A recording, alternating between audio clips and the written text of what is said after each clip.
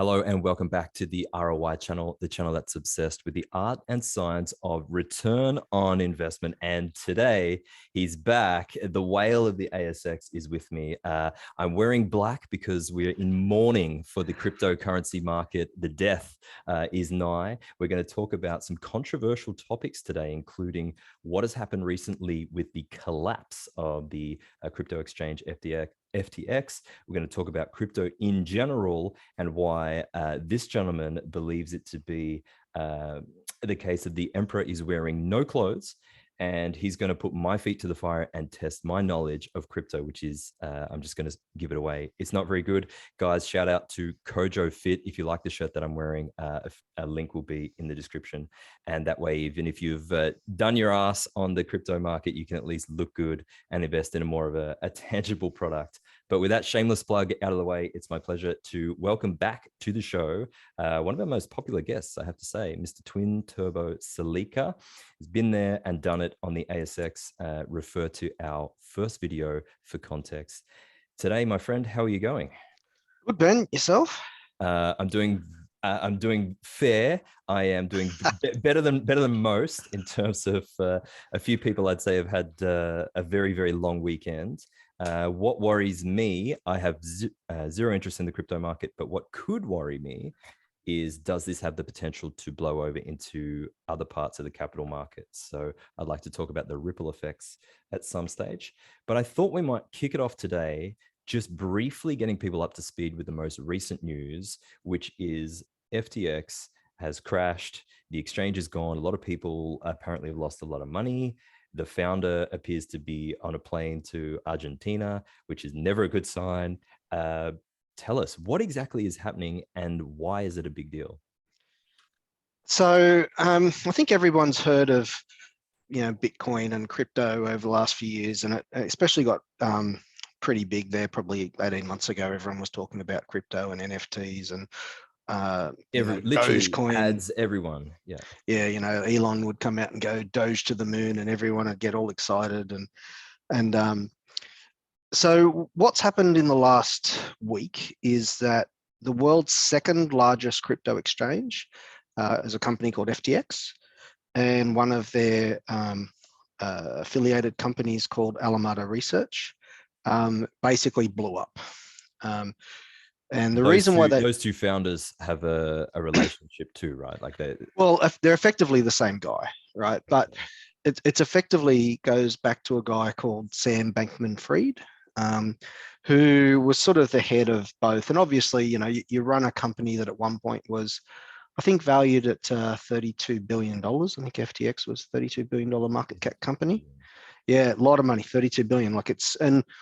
And how you get this valuation is, they were doing capital raises of seed raises. And, if someone's stuck in $1 billion and got 3% of the company, then obviously, 30 odd, it makes it a 30 odd billion dollar company, right? That's a leap of financial faith. Yeah. Yeah. And, it shouldn't be underestimated how big FTX was. I think they had 5 million customers.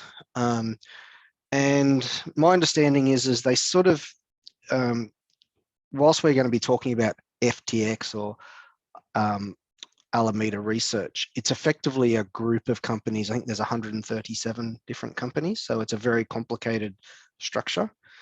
But Sam Bankman-Fried was almost seen as the whale of crypto, in that he was, sometimes doing like 10% of crypto volume. We were talking about big numbers, right? So he could move the markets. How did this guy get so big? Because you look at him, this is a wimpy guy, like definitely not a grappler, doesn't eat meat, which is a red flag. Like big red flag. Like doesn't have a haircut. Like you look at this guy and he's a pretty, unassuming looking guy. How does he end up running this exchange with 39 billion and conning someone, what did you say, 5 billion customers or 5 million? So FTX had the numbers I heard was 5 million. So sure. There's sort of some interesting background in that the US has sort of rules around who can do what and how and et cetera. So There was FTX US, which was sort of seen as a separate entity to FTX, which is the exchange, or one of the exchanges. And then Alameda Research was effectively a trading company. So basically, like a hedge fund. Effectively, they would openly trade crypto, trying to make money by trading crypto. It's a very, very interesting question of how he got that big.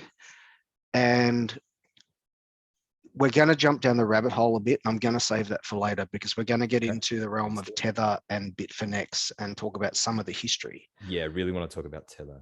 Yeah. So effectively, you know, for people for the average Joe, what would happen is they would see a celebrity like Tom Brady or his wife, Giselle, who's a supermodel. And, you know, they would do these full-blown ads on TV at Super Bowl time.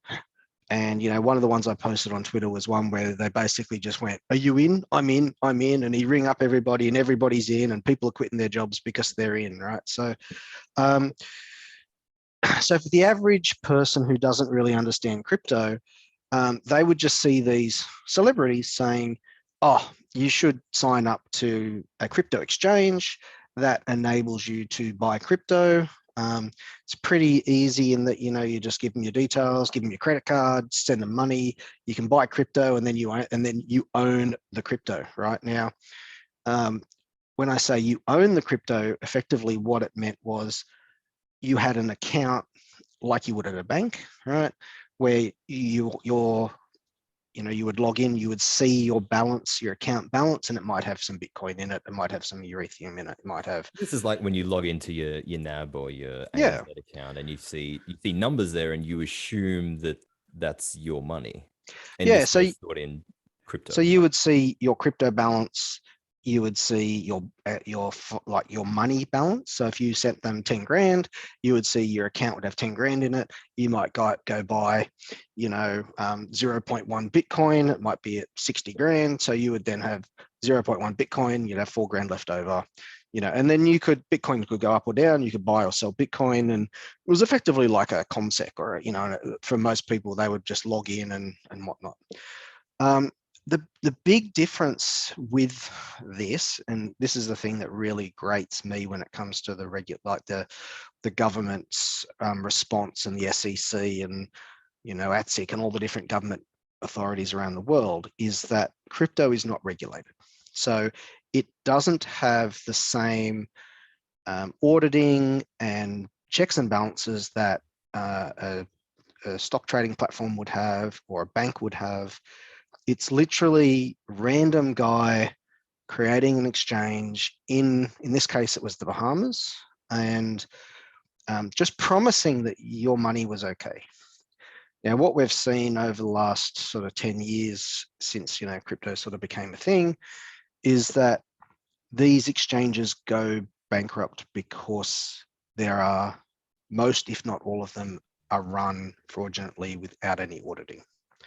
So the world's biggest exchange is called Binance, and the guy that runs Binance is a guy called CZ, and he could be attributed to actually removing the veil that showed that FTX was wearing no clothes.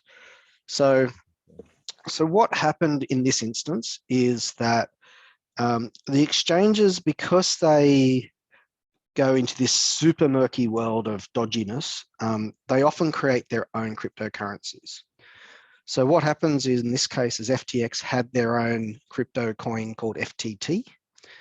And effectively what would happen is it was their own money, effectively, like their own token, right? They're creating their own crypto token, and they're calling it their own money. Yeah, so they're calling it FTT, right? So and then, just like any other cryptocurrency, people can buy and sell the FTT. At some point, someone makes it somehow, so whether it's on an ongoing basis or a one-off basis. So most people are familiar with Bitcoin. So the way Bitcoin effectively works is you mine Bitcoin. So you use a computer to crack a computer algorithm that rewards those computers with Bitcoin. And then those Bitcoin can be sold on the open market. And the way Bitcoin's algorithm works is no matter how much mining is done in the world, there's only ever going to be 21 million Bitcoin. And this is this whole thing of, oh, it's rare, it's only ever going to be 21 million, et cetera, et cetera. So, but effectively what it is, it's from whatever mechanism you are making a token, a coin, and that ascribes some value to it. So in some ways, it's sort of like a share of an equity, right? So, and this is sort of what people want you to believe, but it falls down very quickly when you actually examine it. But effectively, it's, like I said, in the case of Bitcoin, there's potentially up to 21 million Bitcoin, and you're buying and selling one of those 21 million. In the case of FTX, they had their own cryptocurrency called FTT. Binance has their own cryptocurrency called BNB. There are thousands of different cryptocurrencies, right? Like yeah, there's. I think at last count, it was over 10,000. Like it might be 20,000 now because they get created all the time, right? And this is one of my problems with crypto is that, people will say, oh, but Bitcoin is limited, right? There's only ever going to be 21 million. Therefore, there is value. And my response is, well, but hang on, I can just create a cryptocurrency. So, and what makes... Which you could cap. You could cap the number of those tokens. Yeah, I could make 5. Oh, if there's only 5, what is one worth? It must be $1 trillion, so I think in the instance of FTX, what effectively happened was that there were all these FTT tokens, and they were using those tokens on their balance sheet to show that they had assets. So like any company, you've got assets and liabilities, right? So you sit there and you go, I've got 10 billion in assets, I've got 8 billion in liabilities, I'm a solvent company, right? But when you look a little bit deeper, that 10 billion in assets, a large percentage of that was FTT token, which is make believe pretend money. And do they have to disclose that on the balance sheet, or are they just, because no one's auditing these guys, they can just have their balance sheet say more or less whatever they want? Secret. I think. So yeah, current assets, total assets, current liabilities, total liabilities. So someone, I'm not exactly 100% on the story, but someone leaked the balance sheet that showed all these FTT tokens. And then there'd been a bit of a beef between Binance and FTX. So a bit of history. Binance actually put some money, they funded, or they had an equity stake in FTX. And so they actually own some of these FTT tokens. Right. And they'd been over the years selling off these FTT tokens, and they had about 500 million FTT tokens left. And for whatever reason, and this is sort of goes into the conspiracy theory side of things and, all the drama, is CZ tweeted that we're going to sell the remaining 500 million tokens because we've seen this leaked balance sheet and we think it's dodgy, right? Effectively, they called out FTX and said... Now, I'm presuming he tweeted that out after he liquidated his holdings. Well, no, he's saying he actually had 500 million still to sell. So he had 2.1 billion at one point. So he cashed out already a lot. Okay. And, some conspiracy theory type people would go, he wanted to burn that 500 million effectively in equity to destroy his competitor, his number 2 competitor. He could basically make them fail, right? Now, I think the problem is what has transpired is that it wasn't just an issue around the FTT tokens. It was actually a proper Ponzi where we are spending money, including our clients' money. So, obviously you're an exchange. So you might open an account, you might send them $10,000. And the assumption is that that $10,000 is safe, right? It's locked away. It's in my name. It's in my account. It's not in the exchange's general pool of wealth, right? And what was happening was that they were actually giving billions of dollars to Alameda Research to gamble on the crypto market, and they were losing. Wow. So there was no separation between client funds and, their, their sort of crypto So they were gambling. essentially dipping into client funds, and the clients assumed that they had the assets to back those deposits, but Yep. they were essentially just taking the money and passing it off to their not subsidiary, but related holding company, Yep. and using that to speculate on crypto markets. Exactly. And one of the one of the crazy things was, and anyone that follows this story was scratching their head, right? Because what has been happening over the last 6 or 12 months is all these crypto Ponzi schemes have effectively been falling down. And what FTX was doing was they were coming in and rescuing everybody. So Celsius, you might have heard of Luna, Celsius and Luna Terra.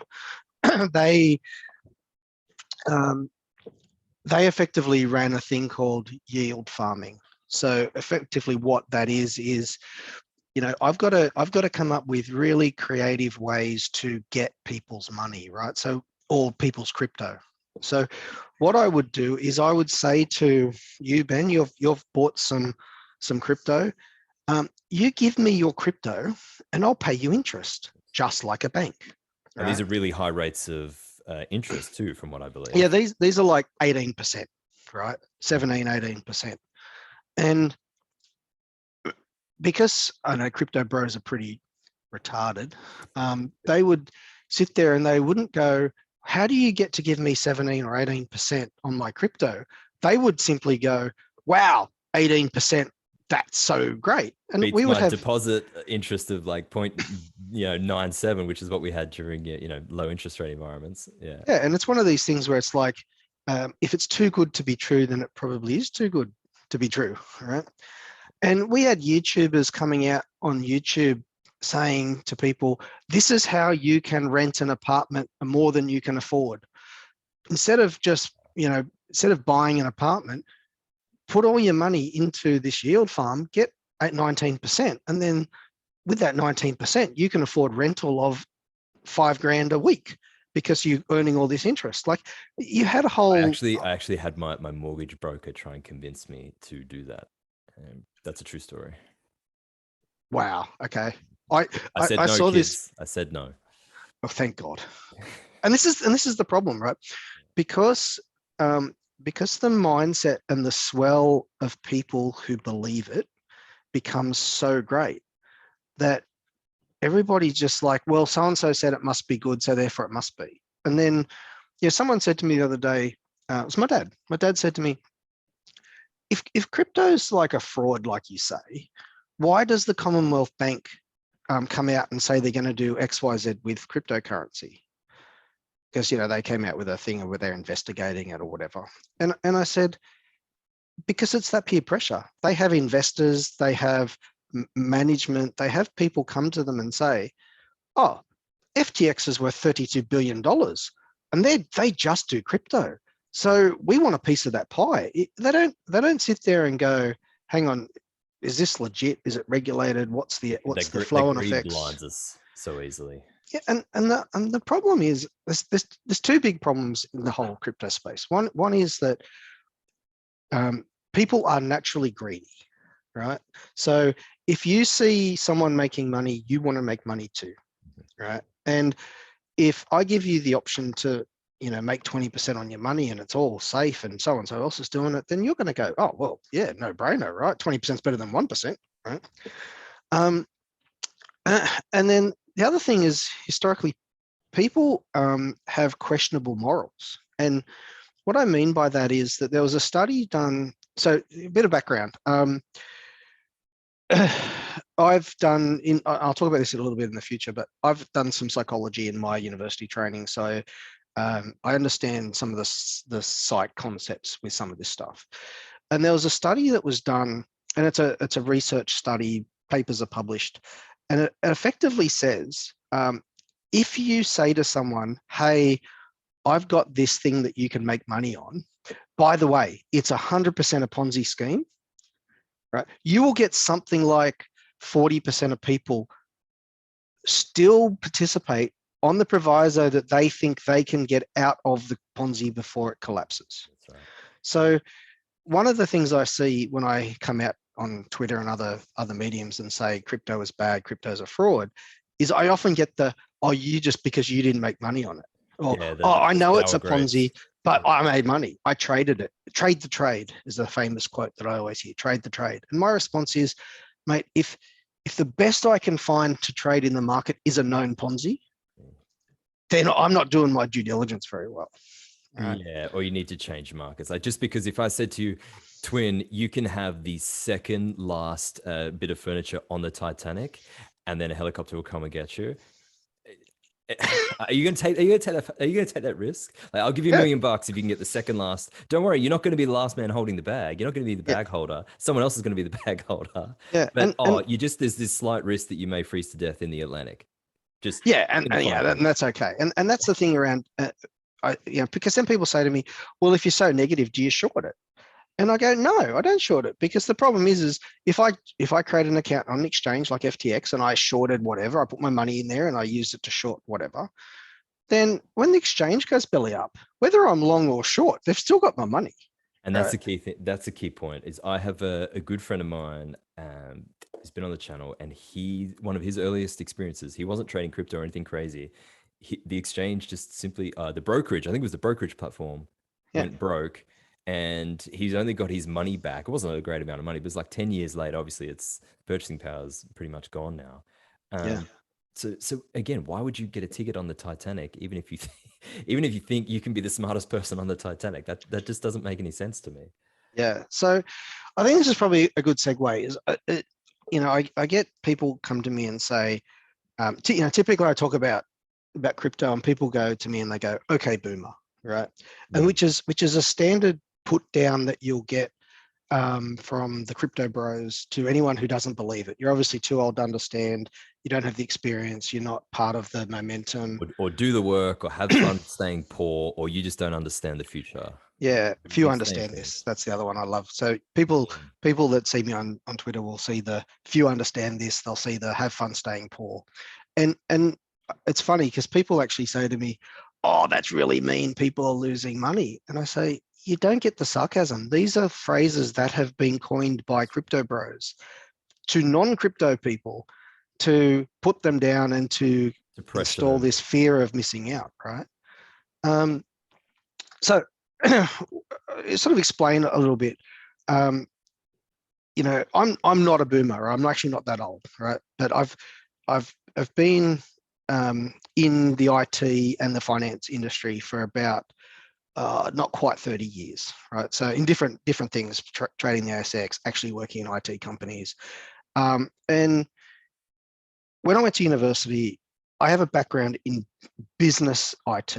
So I specialized in data, psychology, marketing, accounting, management, all the things that would really well verse you in financial markets and cryptocurrency, right? So, and in my career, I've done things like I've worked for the world's largest information security company at the time. So a company called Internet Security Systems. I worked for them in Japan for 3 years. And I've worked as data warehouse managers, and I've worked in various, I've been an international consultant for some of the banks in Asia. So and more importantly, I've traded markets for 20 odd years, right? So fair to say you understand capital flows, coding, IT systems. Yeah, and I can work on SQL databases and write HTML, and so I've got enough of a knowledge in both IT and in finance to understand where crypto fits and why it's fundamentally broken, right? And why it's fundamentally a scam, in my view, right? And this is what we've got to get into. Yeah, so effectively, crypto and tokens falls into this really weird space historically, right? They're not actually a currency, and they're not actually an equity, right? So if you look at what an equity shares in an equity is, you're talking about a little tiny part of a company. So, when you trade stocks on the ASX, you're buying shares. And the reason why they're called a share is because they're a share of a company. So when I buy BHP shares, I physically own a little tiny piece of that company, right? So how that company does and what they produce and the profits they make and the tax they make and the dividends they pay, I'm actually owning a little part of that, right? And this is an underlying real operation in the real world, generating profits or loss or cash or Yep. expending cash, and you get voting rights, Yep. all that sort of stuff. And there's rules and regulations around equities. People have to fill in BASs and financial reports and annual reports, and they have directors, and if the directors do bad things, they go to jail potentially. Like there's a whole framework around it, and the equity markets aren't 100% foolproof, right? You still get bad actors in equity markets, right? But fundamentally, we're talking about companies that do things and make things. It's Qantas who have planes that fly you overseas. It's BHP that has mines that dig shit out of the ground. It's fundamentally things that you interact with, right? So crypto doesn't have a physical entity. So in some ways, it's more like money. It's like currency, right? Because you could easily argue that currency it's not a company. It doesn't have things, right? So then you talk about, okay, what is money? What is currency, right? And crypto isn't money either. And you've got to go back and actually say, well, what is money? So money has some really important, a currency has some really important things about it, right? And the thing about it is that it's regulated, right? It's supported by a government and it's backed by law enforcement, right? So, for example, if I break into your house, Ben, and I steal $1,000 from under your bed, right, and you see me walk out the door, I wish I had $1,000, but anyway. Yeah, you can ring the police, and the police will come over and they'll take my detail. They'll take your details. They'll look at the CCTV footage. They'll dust for fingerprints, and I will then be investigated, potentially found out by the police, and I will go to jail, right? And because you have stolen legal tender, right? And that's the important thing. It's legal tender. So society, which is represented by the government, has put into fact law that says this Australian dollar is legal currency. It is recognized legally, and it is controlled by the government, right? And I must pay my taxes in that currency. I can't just pay it in books, whatever, for example. I can't say I've got some Zimbabwean dollars and here's my $1 million tax in $1 million Zimbabwean dollars, right? But it's fundamentally for the people, by the people. And what I mean by that is, the Reserve Bank of Australia or the Federal Reserve in America, they regulate how much money is in the money supply. And more importantly, the money is for the community. So one of the things I get from crypto bros is that fiat money and real money, it's called fiat money, is a scam because the central banks print it, right? But the reason why federal entities print money is for the community, right? It's for hospitals, it's for schools, it's for government employee wages, right? There is a budget, there is a process, it's signed off by law. 100% of the population has agreed to it, right? So it's not something that a private entity has created, right? And back in I think it was like the 1800s in America, there was actually things called private currencies, where a bank, like a small bank, would actually issue their own currency for their community, right? And people could go to the bank and exchange that, and they could exchange it between themselves. But it was fundamentally not done by the federal government. It was done by a private entity, right? And they moved away from that because of all the issues with private currencies, i.e. bank would go broke and suddenly everyone would have these worthless bits of paper. And you might hear people start to talk about things like the gold standard, right? So what would happen was the government would turn around and they would say, this isn't just paper money. This is actually like a contract to that you can go in, you can take your money into a bank, and for that, you can get gold. And it was called the gold standard because you could exchange our paper money for gold at a set exchange rate. So it was sort of backed by gold, right? And then government in America realized it was all too fucking hard to back every bit of paper through a piece of gold. So you then went on to fractional reserves and a whole bunch of other things. But effectively, what happens is money is illegal. It's backed by a government. It's agreed to by 100% of people, right?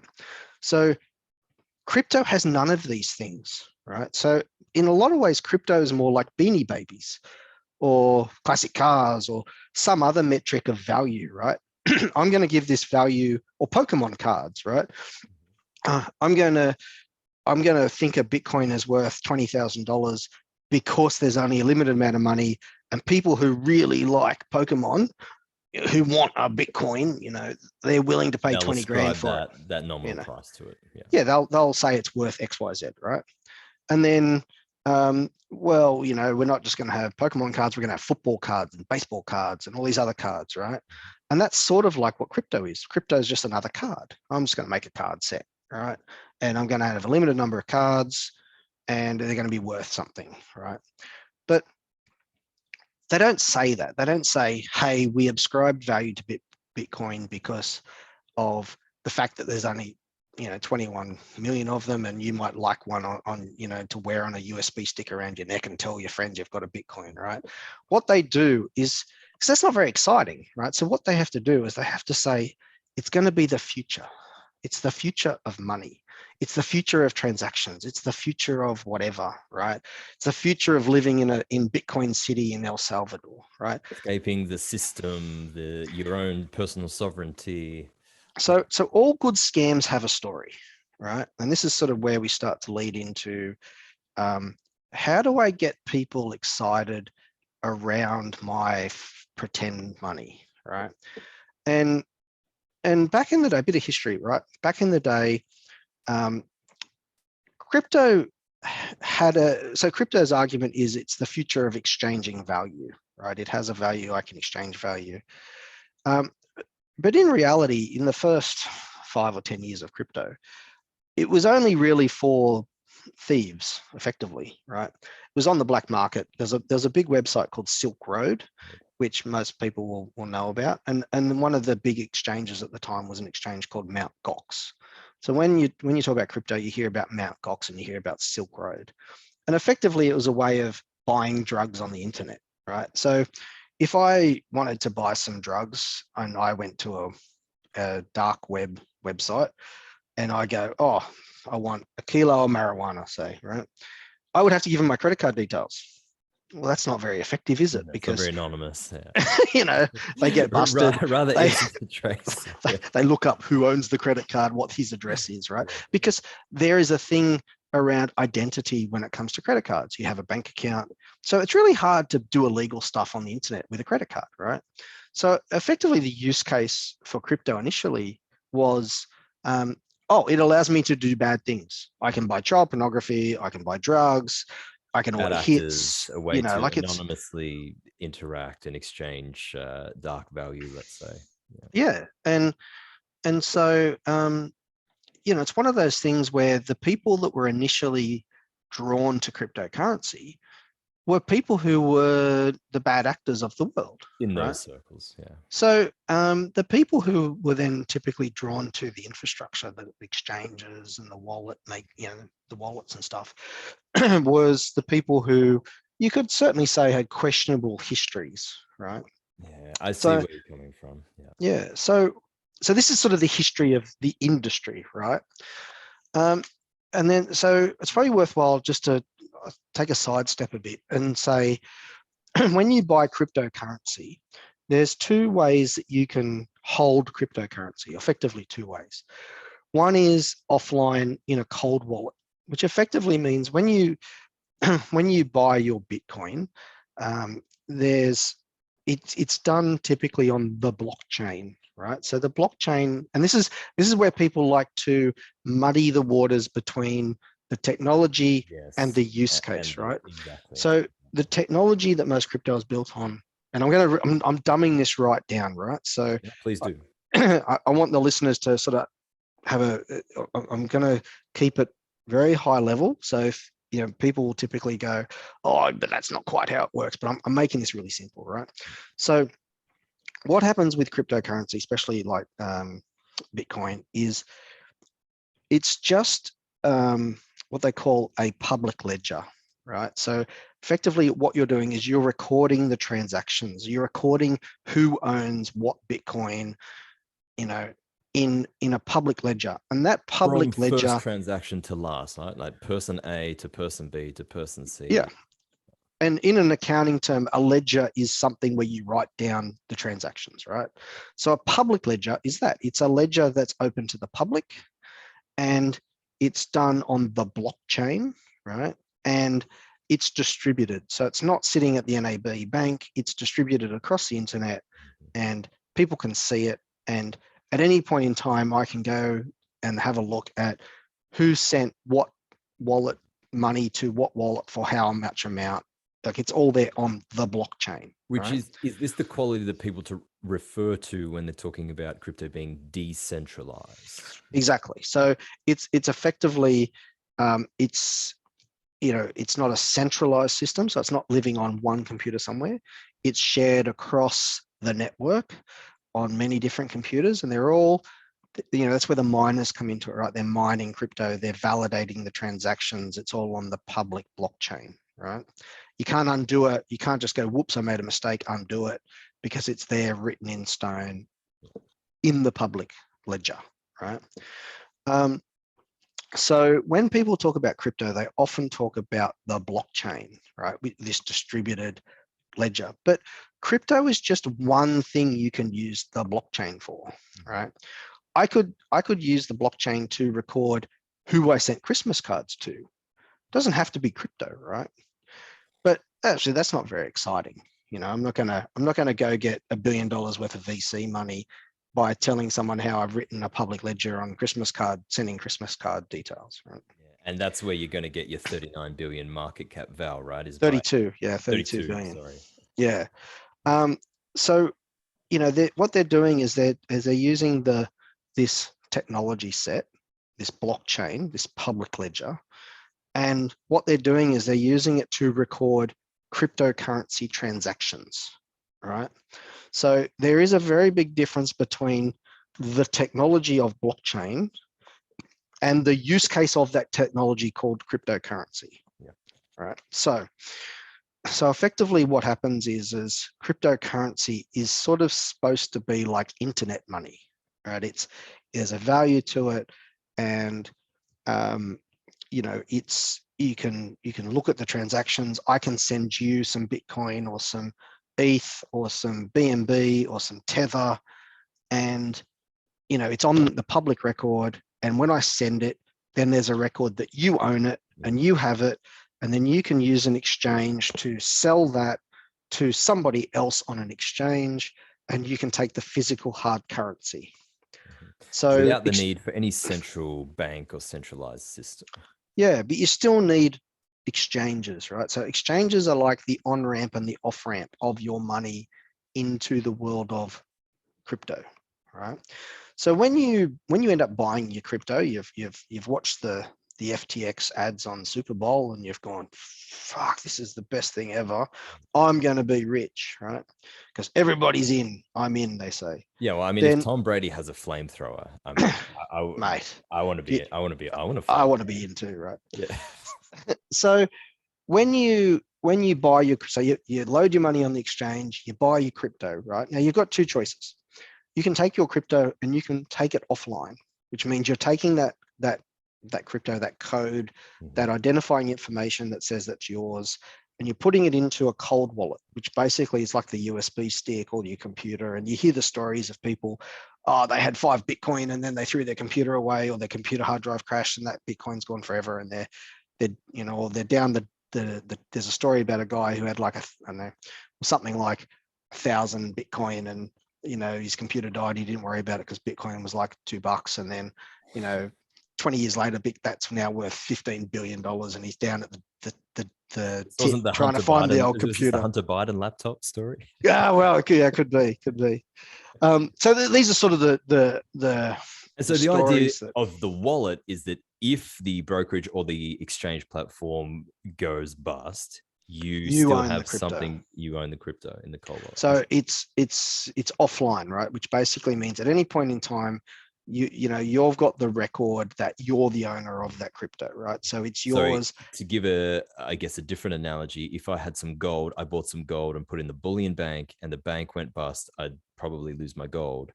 But Correct. if I bury it in the backyard, even if my bullion bank goes bust, what I have in my backyard, I can dig out. Exactly.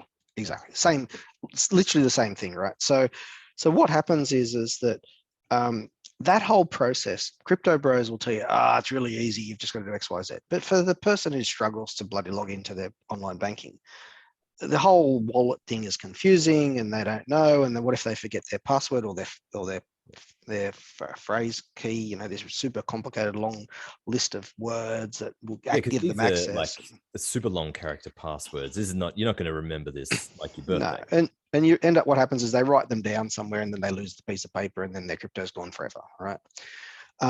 So that's one way. The second way is you keep it on the exchange, right? So it's a hell of a lot easier. You can use an app on your phone. You can buy and sell. You don't have to think about it. It's like online banking, it's for numpties, right? The problem is that where you lose out is when the exchange goes belly up. Well, you lose everything. You lose your crypto, you lose your money, typically, right? So there's a whole lot of risks associated to that. So what crypto bros will basically say to you, you're just stupid because you didn't take your crypto offline. You left it on the exchange. That's a rookie mistake, right?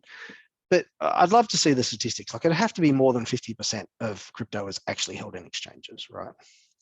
And then what some of the exchange guys do, like CZ came out the other day and said, just here's a reminder, you should really be taking your crypto off the exchange. He doesn't want you to take it off the exchange. He just wants to cover his ass and say, I told you so. So when FTX falls over, he goes, see, look, I wrote a white paper on this about I wrote this user guide 2 years ago about how to take it off. Sorry? I tried to warn people I tried to warn people. Look, I kept hoping they'd keep loading money onto my exchange, for which I extract fees and yield and God knows what. Yeah. So CZ came out the other day and went, because of this one guy, this Sam Bankman-Fried, they're going to blame crypto. It's not. It's just one guy. So I tweeted the other day, this one guy's been busy. And I listed, 60 or 70 different exchanges over the years that have gone belly up, right? And that was exchanges. That wasn't even some of the outright Ponzi schemes, BitConnect, Voyager, Celsius, And these BlockFi. exchanges, they went bust for similar reasons. Yeah, basically they're Ponzi schemes. Yeah. So there's a famous one. If you get on Netflix, there's one on Quadra CX. It was a Canadian exchange. And effectively, it was like a guy running an exchange with Excel, right? He was just saying to you, I bought that. I bought this. Here's your account balance. A bit like that woman in Sydney that did the Melissa Caddick. A bit like Melissa Caddick. Here's a fake transaction. Here's a fake balance. And this was a Canadian exchange. I think it was one of the big ones in Canada. It was basically run off a guy's laptop, right? Just faking the transactions. So what happens is typically why Ponzi's fall over, right? So Ponzi's work great as long as money comes in. Mm-hmm. So money comes in, the size of the Ponzi grows. No one ever really understands what the underlying assets are. We know what they're supposed to be, but we don't actually know what they are, right? And this is what happened with FTX, right?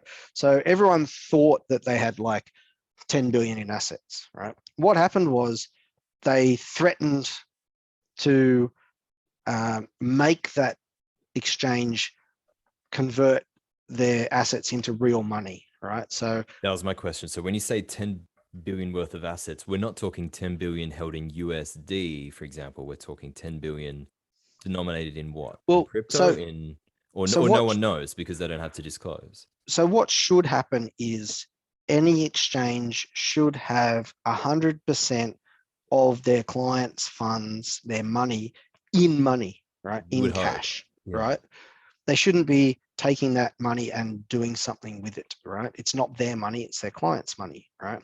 So at any point in time, if a customer says, I want my money back, the exchange should be able to go, yeah, no worries, there it is, there's your money, right?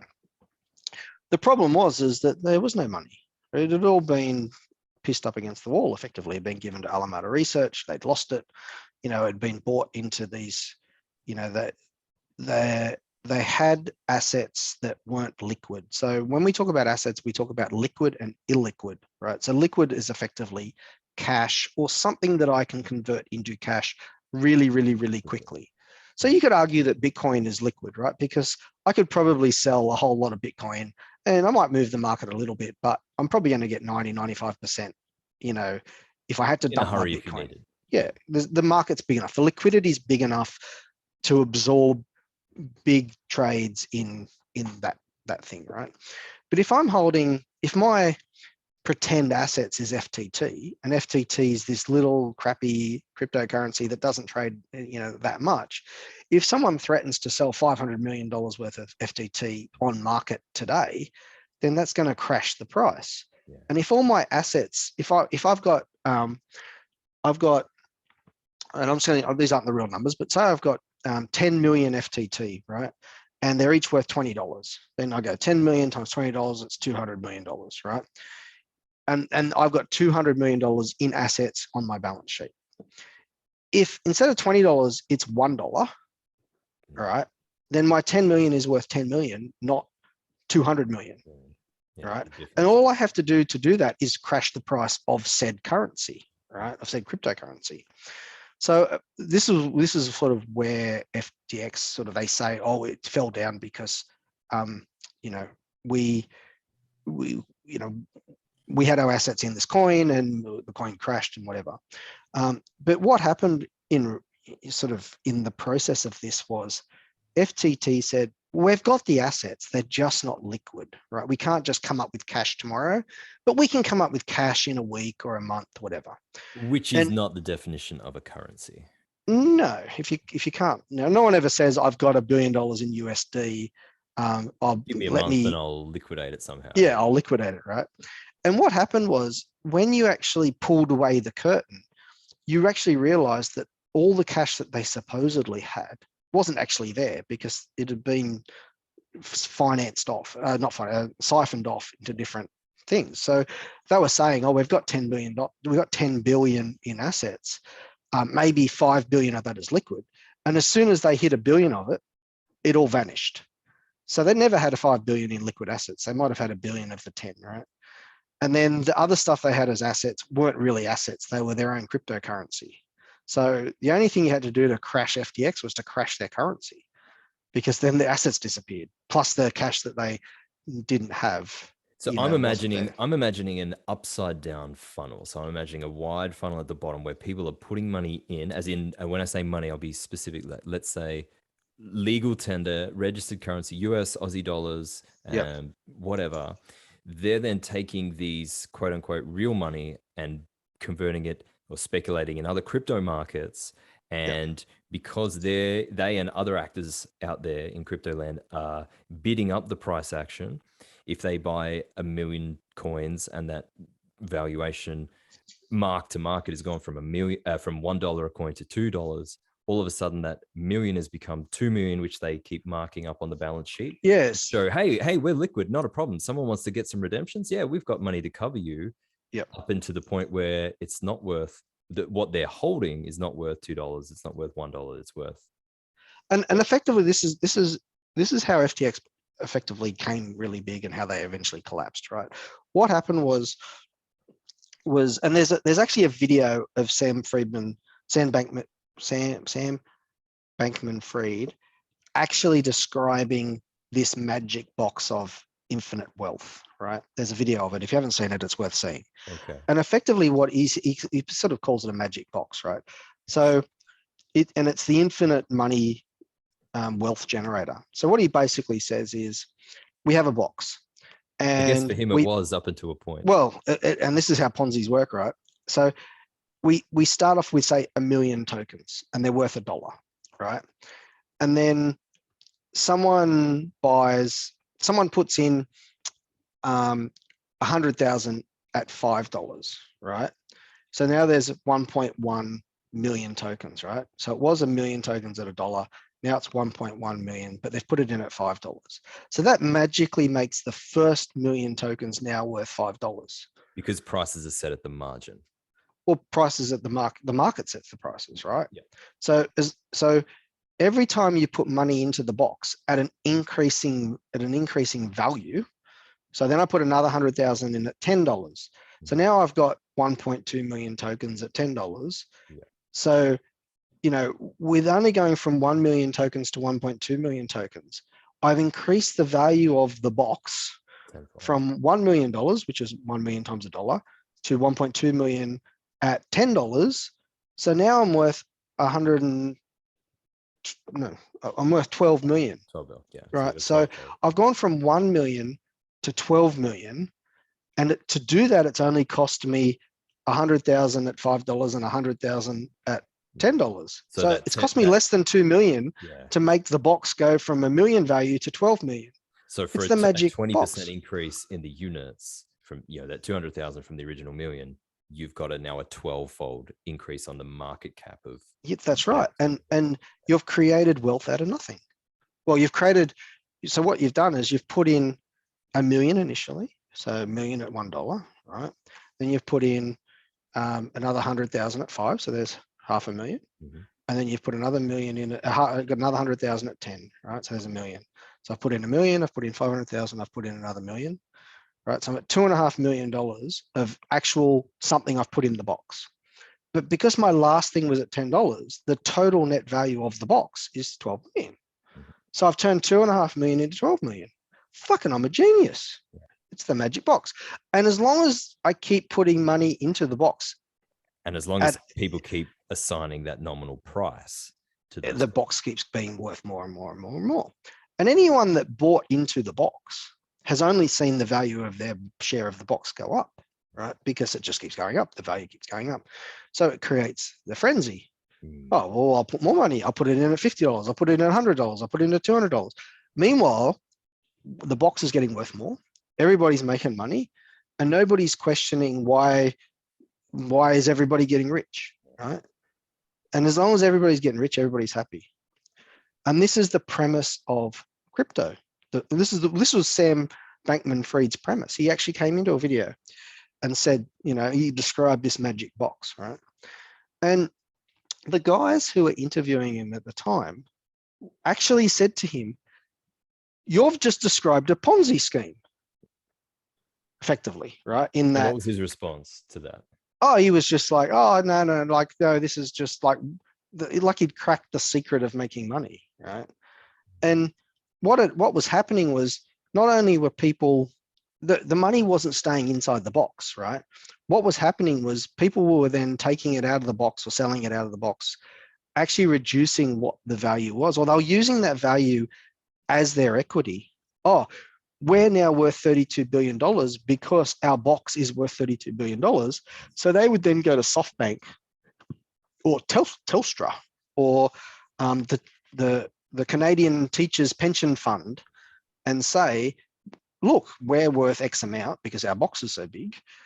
Would you like to actually give us some US dollars? We'll sell you part of our magic system." So they're using the magic box as collateral to get hard currency, actual stuff that you can use to buy real things. Yeah. And then what was happening was they were taking basically money from everywhere. So, and this is a bit of a simple, I've sort of simplified this a little bit because it gets a little bit more complicated in that, they've actually got people's funds in the exchange and whatever. But the whole premise of crypto tokens is this magic box principle, right? If I keep assigning a higher value to the token, the market cap gets more, everybody gets more money, everybody's happy, then we can use that equity, that prescribed value to get actual real stuff, as long as it's all tailwind and things are moving in one direction, it's all good because you keep getting revalued. And when we think back to like when crypto has had its humongous gains was during periods where we had just like fiscal policy, monetary policy, basically everywhere around the world. Loose cash. Real hard currency was being thrown at citizens, and every man and his dog all of a sudden had nothing to do because they were locked down, and they had this new cash. And that, it's not hard to see that even a small amount of that going into these markets bids up the prices of those coins, which revalues the whole existing pool of coins at that margin, at that higher level. And this is probably a good segue to start talking about stable coins, right? And this is one of the biggest scams of the whole industry, right? So, normally what would happen is, I've just described to you, you bring your US dollars, your Australian dollars into an exchange, and then you buy your Bitcoin, right? Say you want to sell your Bitcoin and you want to buy ETH, right, or Ethereum, or you want to buy, BNB or some other cum rocket, like fancy names, or but other crypto. Or Ponzi coin, right? That is one of the 20,000 coins, right? You would go, if I sell my Bitcoin for US dollars or Australian dollars, they're going to charge me a fee, and it's a hassle because I've got to sell it and do whatever.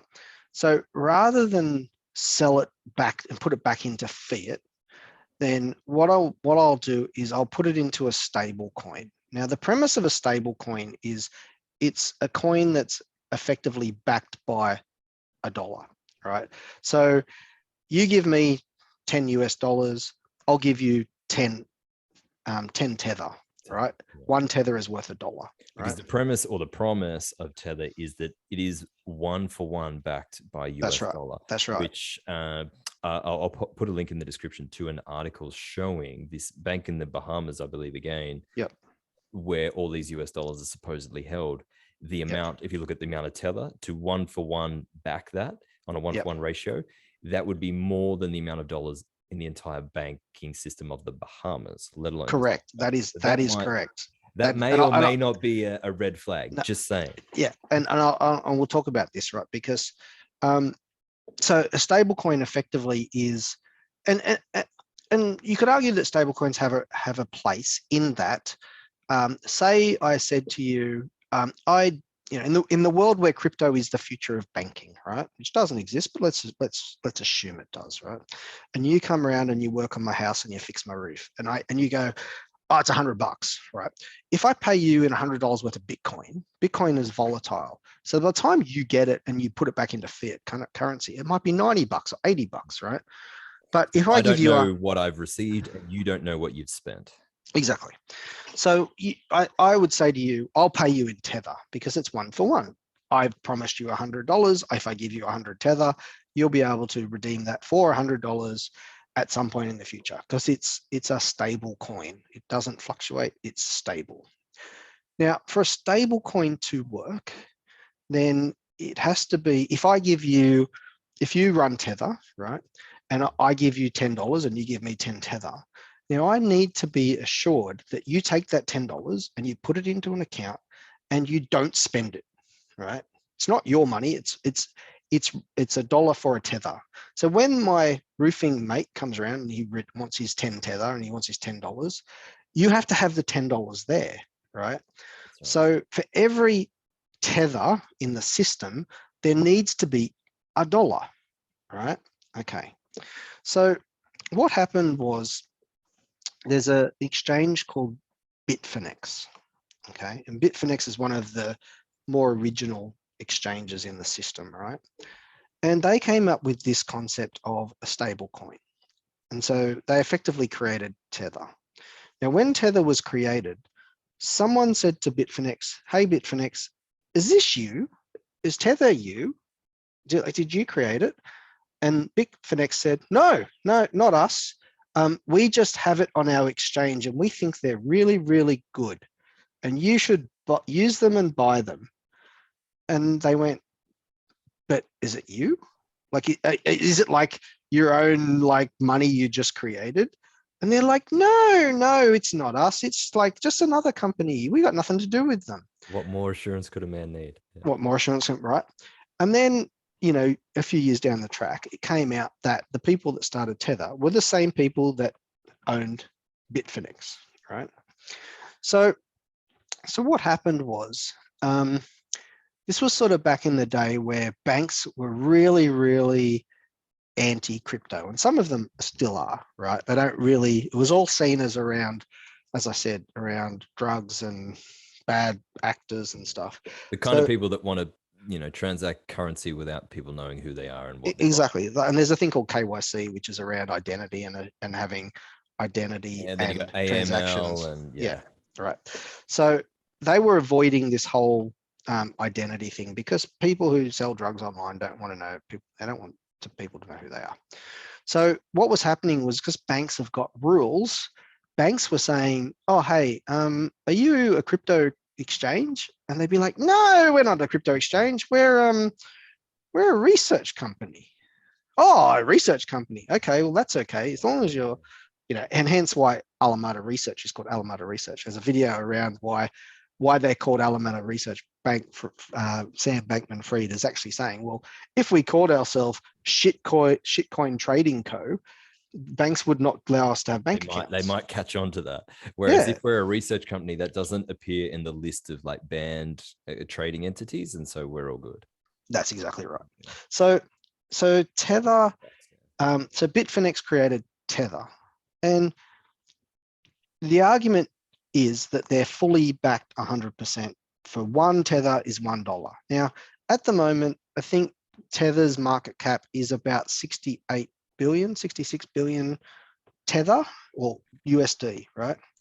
Now, the problem with this is at the moment, Tether and Bitfinex are domiciled in the Caribbean, and the Caribbean, you can see the Caribbean's banking system, money flowing in and out of the country. And there isn't enough money flowing into the whole of the Bahamas to argue that there is enough US dollars in the system to back Tether one for one. Right? So if it's anything less than that, what, $69 million market cap? If we think $69 billion, yeah. Yeah. So if we think that there are less than $69 billion worth in the Bahamas, yes, chances are that peg ain't 1-to-1. That's right. Just saying. And so what happens is, a lot of people for a lot of years have questioned whether Tether are backed 1-to-1. And there was a thing that happened, I think it was about 2017 or 2018, where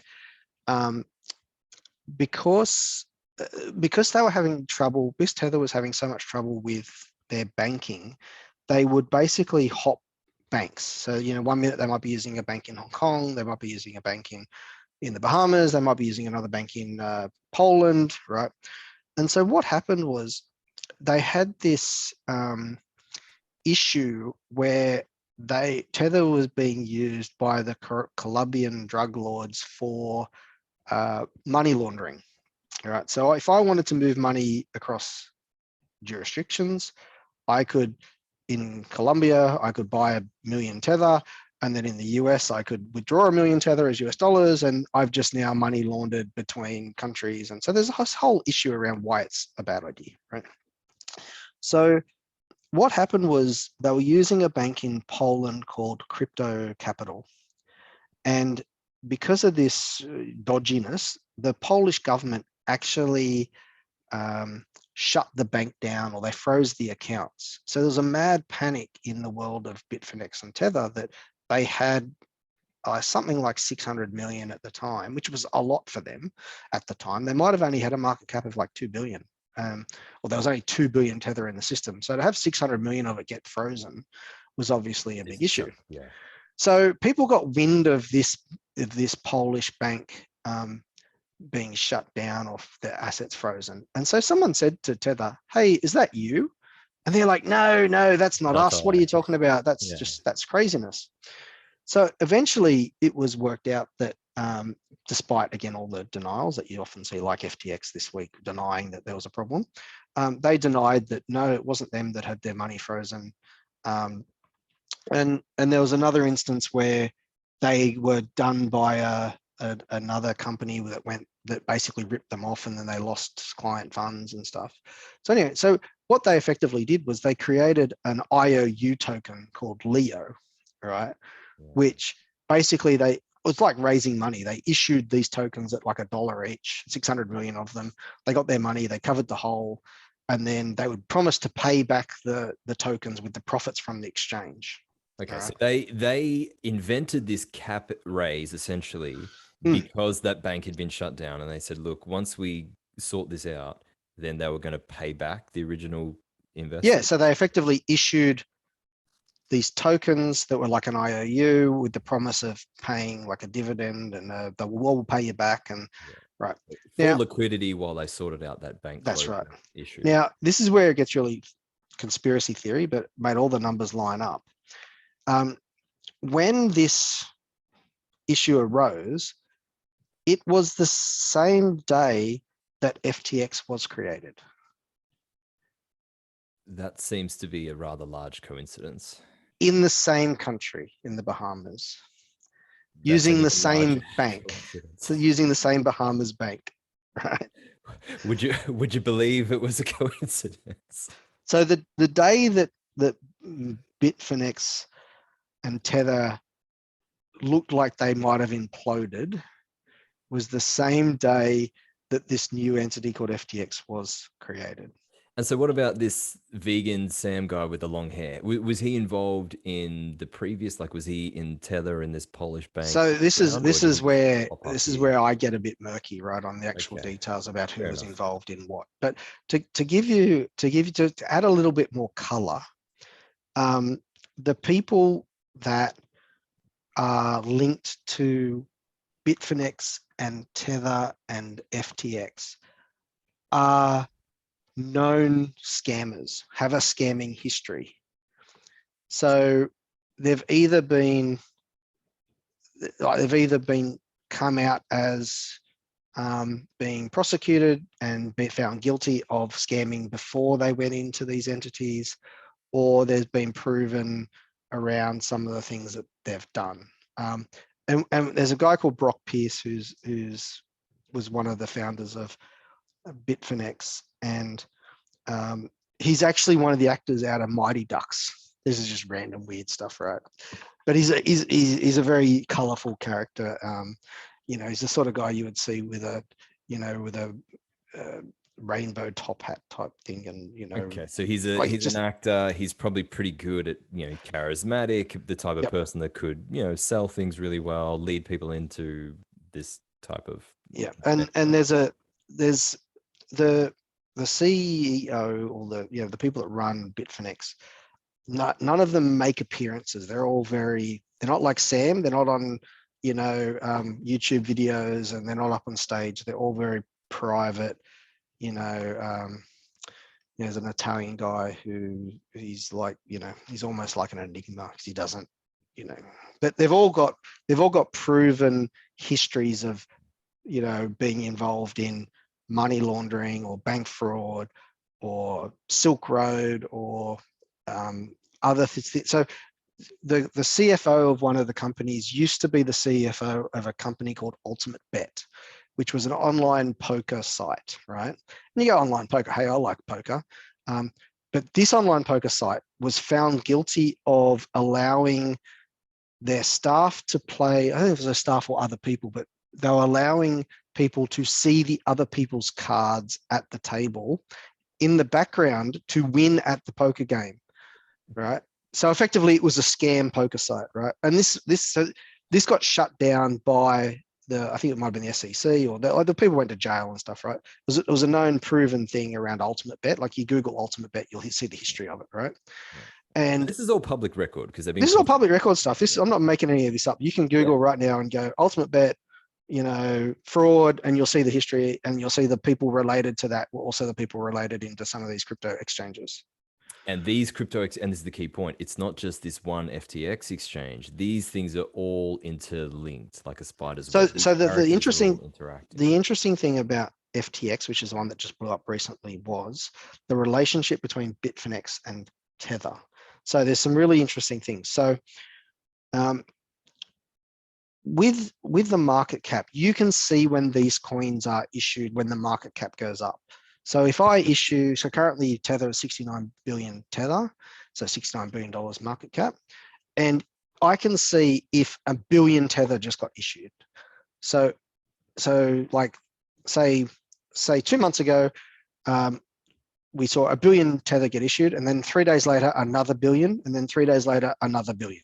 So the way Tether works, see that? Do they put that on their balance sheet? you can see it on CoinMarketCap. You can actually see the market cap going up, and because it's a stable coin and it's always $1, sure, you always know how many coins are in circulation. You'll know so that value. Market cap, for a company would be shares outstanding times by the price. So you're taking the market cap divided by whatever the price per coin is, and then you know how many coins. And the website will show you how many coins. Like, you don't have to work it out. It will tell you how many coins are in issue, right? Okay. So you can go there and go, oh, yeah, Bitcoin's got 19 million Bitcoin and such, right? It's part of. I thought I was really smart working that out. Yeah, no, it tells you, right? It tells you. So you can see, if you pull up a graph of Tether, you can see that 3 or 4 years ago, 5 years ago, there was a billion Tether, right? Right. Today there's 69 billion Tether. So that seems to be a rather large increase. Well, it's crypto, bro. It's the future. But you would see where a billion Tether would get issued just on one day, right? And there's some really interesting things. So there is actually a research paper out there that says when Tether gets issued, the price of Bitcoin goes up. There's a correlation. Yeah, right? A statistical correlation. Yeah, because from what I have read, it was from that similar article talking about Tether, and there's no way it can be pegged 1-to-1 with what we know about the Bahamas money holding.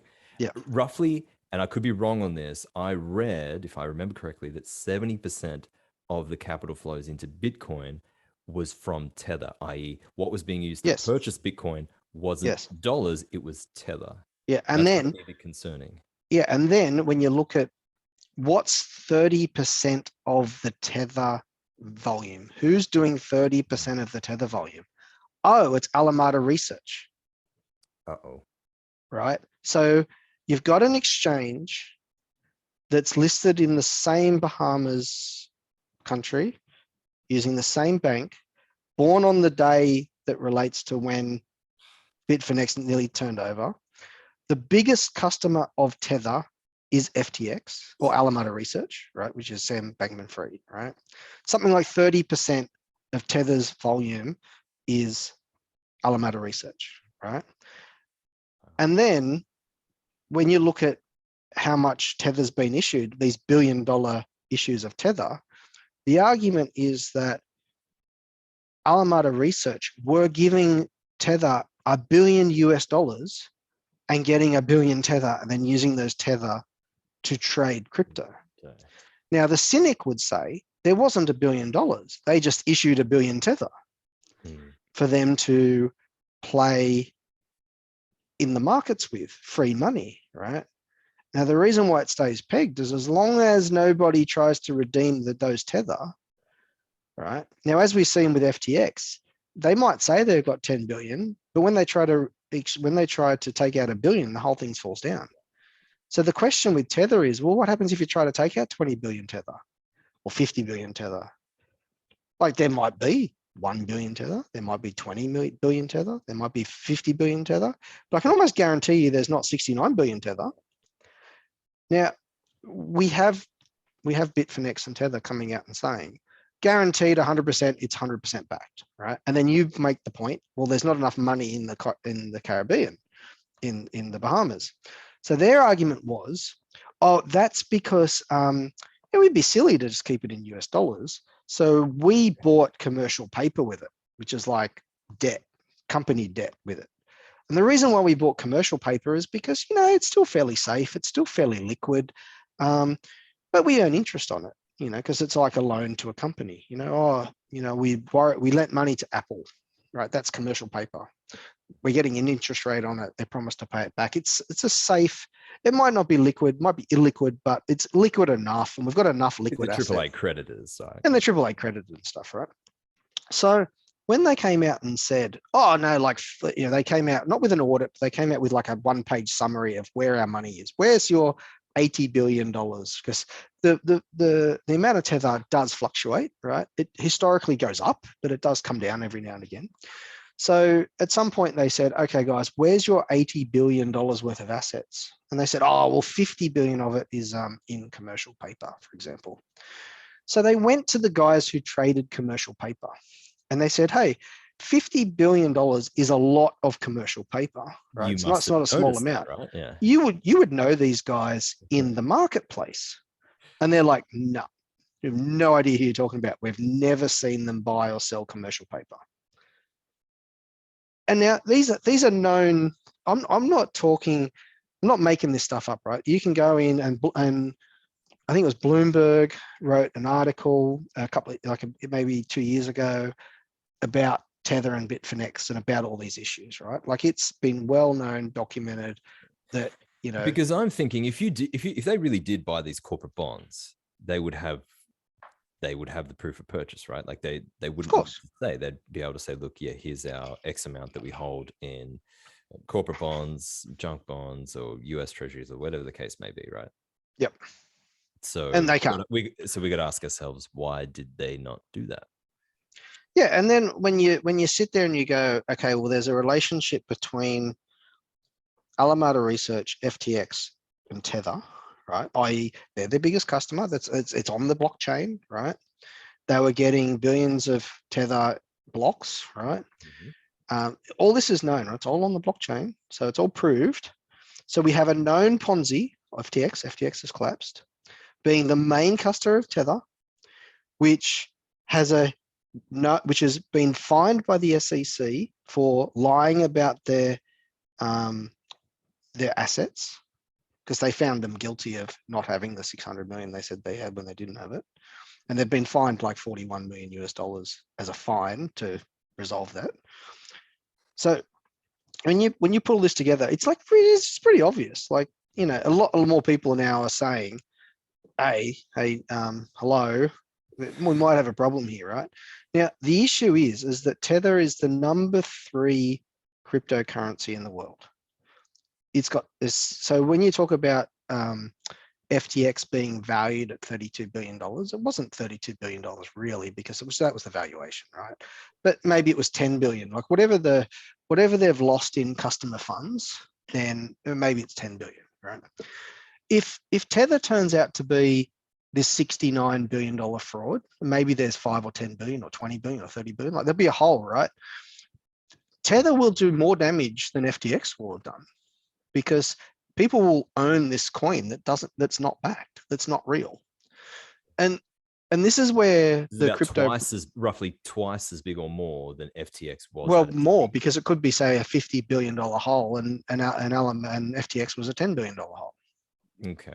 Might have been worth 32 billion, but the client assets might only be 10, right? So the actual, paper profits and So, so you could have something that's multiple times of an issue, right? And then the problem is contagion, right? And we're starting to see contagion now with FTX, in that, people are now coming out and saying, oh, I had something on FTX and now I don't, and without that asset, I'm bankrupt. Yeah. So that's one that would be maybe a retail example. What worries me is how many hedge funds and family offices and net worth individuals have been caught up with this, and they get access to all sorts of good stuff like margin lending. What happens when they have to make margin calls, and they were counting on being able to liquidate their assets in crypto? Now these crypto assets are no longer, they've gone to crypto heaven, let's say. They're not there. Yeah. Well, does that mean they have to then start heavily selling on like capital markets and stock markets around the world? Well,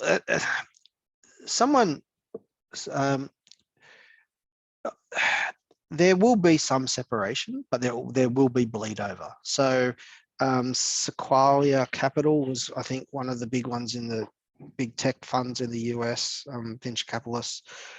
They had 200 and something million in their portfolio in FTX, and they wrote it down to zero. They've effectively said, we think we've lost it all, right?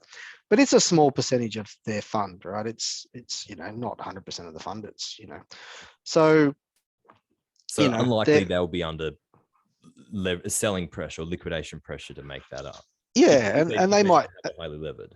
And they might go, oh yeah, instead of returning 10% this year, we return 3% because we copped a haircut on FTX, right? So there'll be people that won't worry them, right? But then you'll have other people like the Ontario Teachers Pension Fund, who lost a couple $100 million, who now teachers' pensions are now going to be cut because they invest money for teachers' pensions, and now they've lost a big chunk of it. And so that'll actually come out into someone going, I've got to work another 5 years because I've lost X amount of dollars in my pension, right? So I think the contagion will be much more in the crypto space than the financial market space. I think some of the banks are going to get hit because just the assumption that, if there will be some bleed through, like Commonwealth Bank, the banks were down today. Was that because of crypto? Probably, but it's a couple of percent. They're not 100% of the business is crypto. More sentiment than anything. Yeah, so that's probably not a big issue. I think the biggest issue is, where does the contagion stop in crypto? Like so in the last few months, you've had, I've had running battles with crypto bros over the last few years around the concept that Tether isn't fully backed, that you can't do yield farming, you can't pay 18%, and for it not to be a Ponzi scheme, and effectively because that was the biggest thing with Madoff's Ponzi, right? Like the returns were steady, and if you read Taleb, like nothing in nature is steady. There's always volatility, and all he was doing was taking from the bottom of the funnel and giving steady returns to the top. And he did it for 20 years. He paid 18%, or 10% or 12%, might be 12%. He paid like 12% for 20 years. And it wasn't until the money ran out that it was a problem, right? But when the money runs out, it runs out completely, right? So there would have been people who invested in Bernie Madoff and made money. They might have got out, right? In and out early enough. You could have got that second last deck chair on the Titanic. And not everyone understands that the reason why it's called a Ponzi scheme is because it was a scheme done by Charles Ponzi, where he basically just did that. He just took investor funds and paid out the old investors with the new funds, and promised that he was a financial wizard. He knew something that everybody else didn't. And this is the thing that probably would have had laser eyes back in the day. He would have, he definitely would have had laser eyes if lasers were invented. Maybe he had like candle eyes, maybe. Yeah, it could be. But this is the thing that gets me with the crypto community is that it's you might have seen me refer the other day to church stocks, right? Yes. And church. So for me, a church stock is when your investment becomes a religion, or you behave like it's a religion, a cult, right? And so Tesla is a cult, right? Crypto is a cult, right? Because people believe it's the future. They change their life. It's gonna make, and what happens is they use the same arguments that church people use when it comes to investments. So you don't understand, you're not part of the community, you're not gifted enough, you don't get the big picture, it's bigger than us. It's like all the things that you talk about when you believe in a religion, and it could be any religion, is the same things from a psychological point of view as you do with the investments, right? And so I see it all the time on the ASX when you get a whole bunch of true believers in a stock and the fundamentals aren't there. It's just a wave of momentum. And we saw that like with NFTs, for example. So a couple of 12, 18 months ago, NFTs were the future of art, right? Yeah, I mean, digital monkey pics in JPEG. I mean, yeah, but the crazy thing about, and this is where people don't understand from a technology point of view, right? When you bought an NFT, right, you bought a Bored Ape, right? Oh, I'm going to buy a Bored Ape for $1 million. I own that art. No, you don't own the Bored Ape. What you actually own is you own a database entry that refers to a file being hosted on the internet in a file sharing site, right? So most people think only that particular sequence, right? Like only that particular file shared. So what happens is you'll have a site that shares, like you'll have a web address, right? So that web address might be www.mypics.monkey.jpg, right? And when you buy an NFT, you are going to something like OpenSea and you're buying that NFT. And what they are doing is they are saying, Ben, in our database, we're going to say that you own the picture at mypics./monkey, right? Now, if someone goes to that website and changes the picture, right, to a picture of a penis, right? Yeah. Then you now own a picture of a penis. Lucky me. Because you don't own the picture, you own the link of the website that hosts the picture. That seems to be a key distinction you might want to know before forking over $1 million for and so what was a monkey. Yeah. So what people don't realize, I own this picture, I own this picture. No, you own a database entry that points to a picture. That's what you own. Now, if that picture changes or that website goes broke, right? So my pics/monkey, I own the domain mypics, and I'm gonna not pay my domain fee, and that website's going to disappear. Yeah. Guess what? You just lost your picture of a monkey. Okay. Or someone you else don't could own buy the picture domain, of the monkey, right? huh? Or someone else could buy the domain, and all of a sudden they own it. Yeah. Well, they don't own it, but you could change the picture. You can now be monkey2.jpg, and then you can go to OpenSea and say, I'm going to create a JPEG called monkey2.jpg, and it's on the same place but a different address. Now I own it. Okay. Or I could just right click and save the picture and put it up on my website. And like the whole thing is just a scam, right? Like as far as like the technology behind this, and then because again we have bad actors in the space. The guy that was responsible for, so when you went to OpenSea, right? Yeah. So you go, I want to look at the latest NFTs. There's a guy who worked at OpenSea who's responsible for, like the promoted picture of the day, right? Okay. Guys, today the best picture NFT is a picture of an elephant with wings, right? And they wanted to sell that, right? Of course. So it's like an art gallery, effectively, right? So what was happening was the guy who was responsible for putting them on the front page, right, today's hot picture, right, was buying the NFT the day before, and then putting it up on the website as the promoted one, and then selling it for a small under the proviso that was just a random picture, right? Oh, we've just picked one at random. No, it's his. He bought it the day before, right? And the silly thing was that it's all on the blockchain, right? So what they were doing, there's a guy on YouTube called CoffeeZilla, right? And he's great. He goes through and he finds all these scams and stuff. I highly recommend you subscribe to CoffeeZilla. He's covered Tether. He's covered, all the different scammers out there. And he covered this guy who was like doing this. And because it's on the blockchain, they could see this pattern that every time a picture was put on the front page of OpenSea, it was the same wallet that was selling it.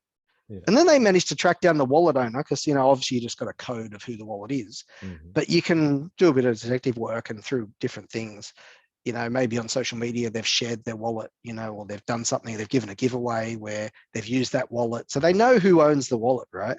Yeah. So they basically just tracked it down to the guy that worked at OpenSea, or he was just the product manager. Like, it's like, but that's how dodgy this whole industry is. It's like, I can make a buck, I can rip you off, I'm going to do it. There you go. NFT. So this is the thing I have around, crypto and stable coins, and people will 100% come out and say, we're 100% backed, where we've got the assets. And then when something happens to comes time for them to actually prove that they've got the assets, they go broke because they didn't have the assets. Yeah.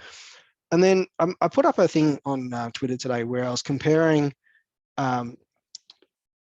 crypto to monopoly, where I said, the guys that talk about crypto and projects and develop like all the development around crypto and stuff, it's like about comparing property trends on monopoly. Like, oh, I think if I buy, it's a really good investment strategy to buy all 4 stations on the monopoly board, because that's a really good return on investment. The things compound the more you have. And then you'll get people talk about, oh, I think the best strategy is to have Old Kent Road, the cheap properties, not Mayfair and Park Lane, because they're too expensive, and the return on investment. And so you get these whole industries that start talking about the dynamics of crypto and the projects and the use cases and all this sort of stuff. And they all are failing to understand the underlying premise that they're all just a scam. They're pretending that there's something they're not. They're trying to provide value and worth when they have none fundamentally. They don't pay dividends. They don't do anything properly, and what's happened is people have tried to come up with reasons for owning it, like yield farming. Oh, buy crypto, you'll earn interest, right? Buy crypto because it's the future of money. Buy crypto because we've got this really cool project and the developers are really cool and they're going to do something really cool. They're going to do something in energy, or they're going to do something in, whatever. Or we have a celebrity, Kim Kardashian thinks it's good. Or Elon said Doge to the moon.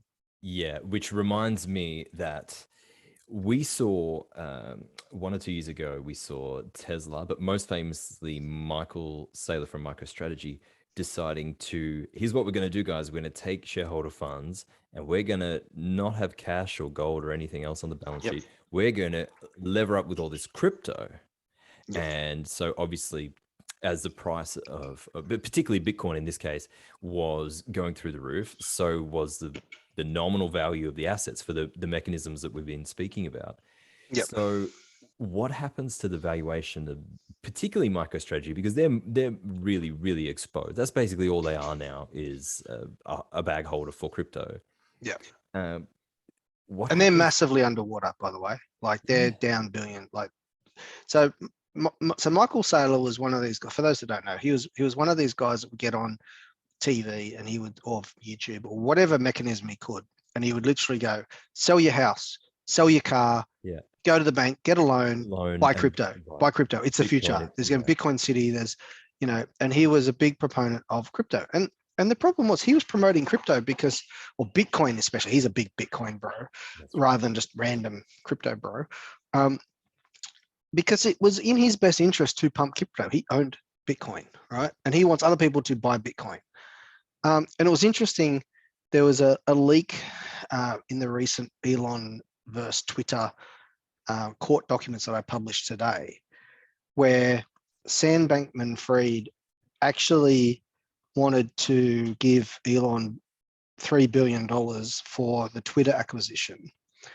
And it's a conversation, it's a recorded, it's a documented conversation between Elon, and it must be his assistant or business partner or somebody, where they're talking about, he's like, oh, do you want to talk to Sam Bankman-Fried? He's the owner of FTX. He wants to give you $3 billion for the Twitter purchase. Takeover, And Elon in writing has said he doesn't want to talk about integrating like Bitcoin purchases in Twitter, does he? Because it won't work. It's too laborious. It's too slow. It's too cumbersome. It doesn't work.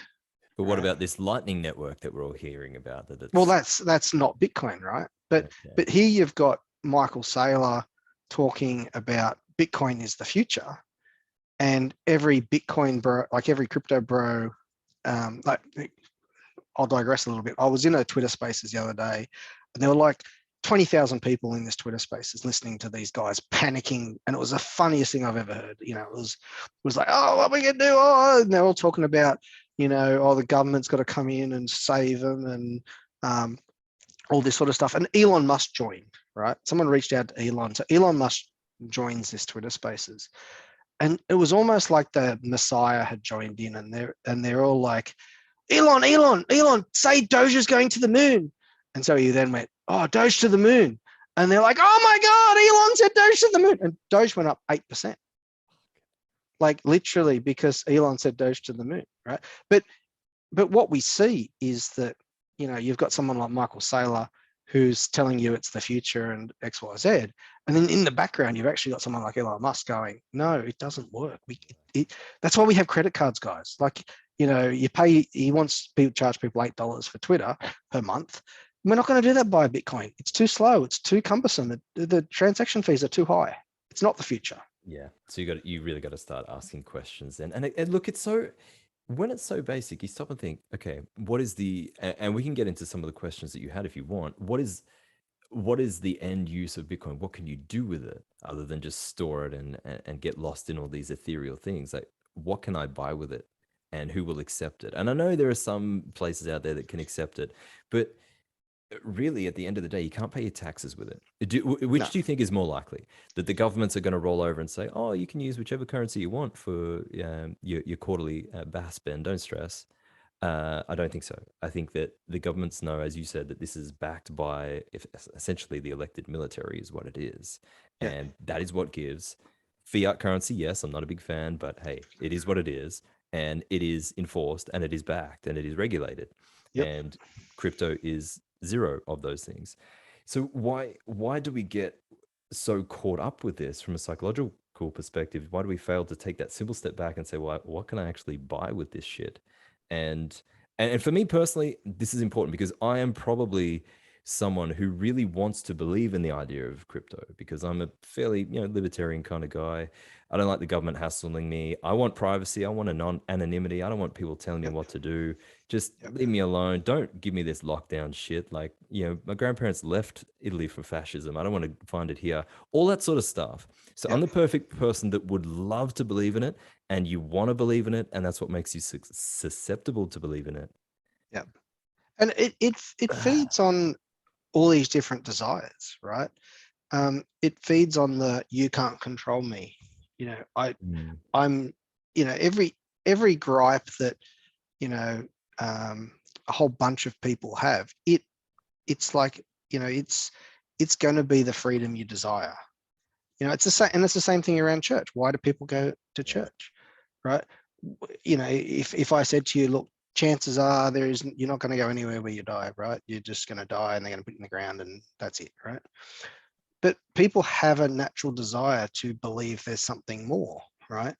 And people have a natural desire to be free, to not feel like they're owned by the man. Like we're taught in society, there's certain concept, and look, everybody's different. Some people don't mind being part of the system, or they love the system, or and we saw that with COVID. You had people who were happy to wear masks and socially distance and not leave their house, and then you had other people who would march down the street. So people have different desires in life, right? Now, different religions. Yeah, and it's the same thing with religion. It's the same with everything, right?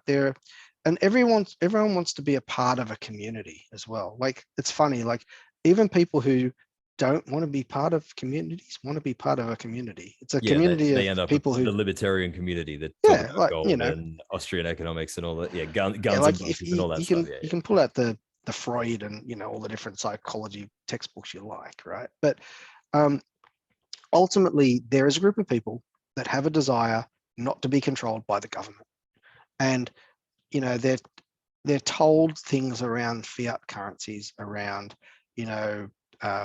there's inflation, which is effectively a tax, right? People don't really understand how inflation works, but effectively inflation is a tax, and they don't like tax, they don't like inflation, they think fiat currency is a scam, right? So Government, central banks are printing it, so you got to be decentralized, and the way you get decentralized is to go into crypto because they can't print it. Exactly. So so it feeds on some basic desires, and all good Ponzi schemes do, right? Like even the Nigerian prince scam that's been around for 30 years, right? It feeds that desire of, I want to be rich, I want money for nothing, I just want to be lucky, I want to be special, I have an opportunity, So crypto is the same thing, and the thing around crypto is that, like any Ponzi, if you're in early, you can make money. Right? Lots of people have made money on Ponzi's. That doesn't mean they're not a Ponzi. And the chances is that for the average person, they come late, right? And I have this thing, whether it be crypto or trends or, uranium stocks or, whatever it is. I have this theory I might have spoken about this, the taxi driver theory, right? When you get into a cab and the taxi driver says to you, "Oh, I've got an investment scheme for you. You should be buying XYZ," right? And for me, it's my brother-in-law. He's a form worker. He's a concreter, right? By the time he finds out about something, there's nobody left to tell, right? So about 18 months ago, he told me how he had Dogecoin. Oh, and he's like, and he understands nothing about market cap and use case. And it was purely that, everyone was talking about Dogecoin being the future. Elon had said Dogecoin. So he bought Dogecoin, right? He's down on his purchase. He's down 70% on his 80% on his purchase on his Dogecoin, right? And sort of 10 years ago, it was uranium stocks. We're in a uranium stock bull. And I went to a Christmas function one year and he tells me how I should go buy uranium stocks. And right then I knew that uranium. He's not saying that now, is he? No, he's not. But give him uranium will run, and then in 2 years' time, he'll tell me about uranium stocks, and I'll be like, "All right, that's the top of the market. There's no one else." You flick me a message when that happens. and the same was with NFTs. Like, there's this really cringy video of the Jimmy Fallon with Paris Hilton. Right? Google it. You'll want to shoot yourself in the forehead. But it's basically Paris Hilton on the show with Jimmy Fallon talking about Bored Apes and NFTs, and God, it's the top of the market, right? And when it hits mainstream media and everyone's talking about it, there's no one left to convince, right? Everyone who's been convinced has been convinced, and that's where we're running out of people to feed that funnel, right? Like that's right. That's right, and that's the end of the Ponzi, right? And you could probably argue with FTX, it was probably close to that. Like, they'd had such a ramp up over the last 2 years with the Super Bowl commercials, and they were paying hundreds of thousands of dollars to fin Twitters to talk about it and to sell it and promote it and all the rest of it. And those guys have no, what's the word? They're scum, effectively, in my book, right? Guys that got on there and promoted this sort of crap and that promote what I call crapto, right? People that get paid to do so and to leverage their position. Like, particularly disappointing to see the likes of Kevin O'Leary, who the average person thinks is the great businessman, the Shark Tank guy, all this sort of thing.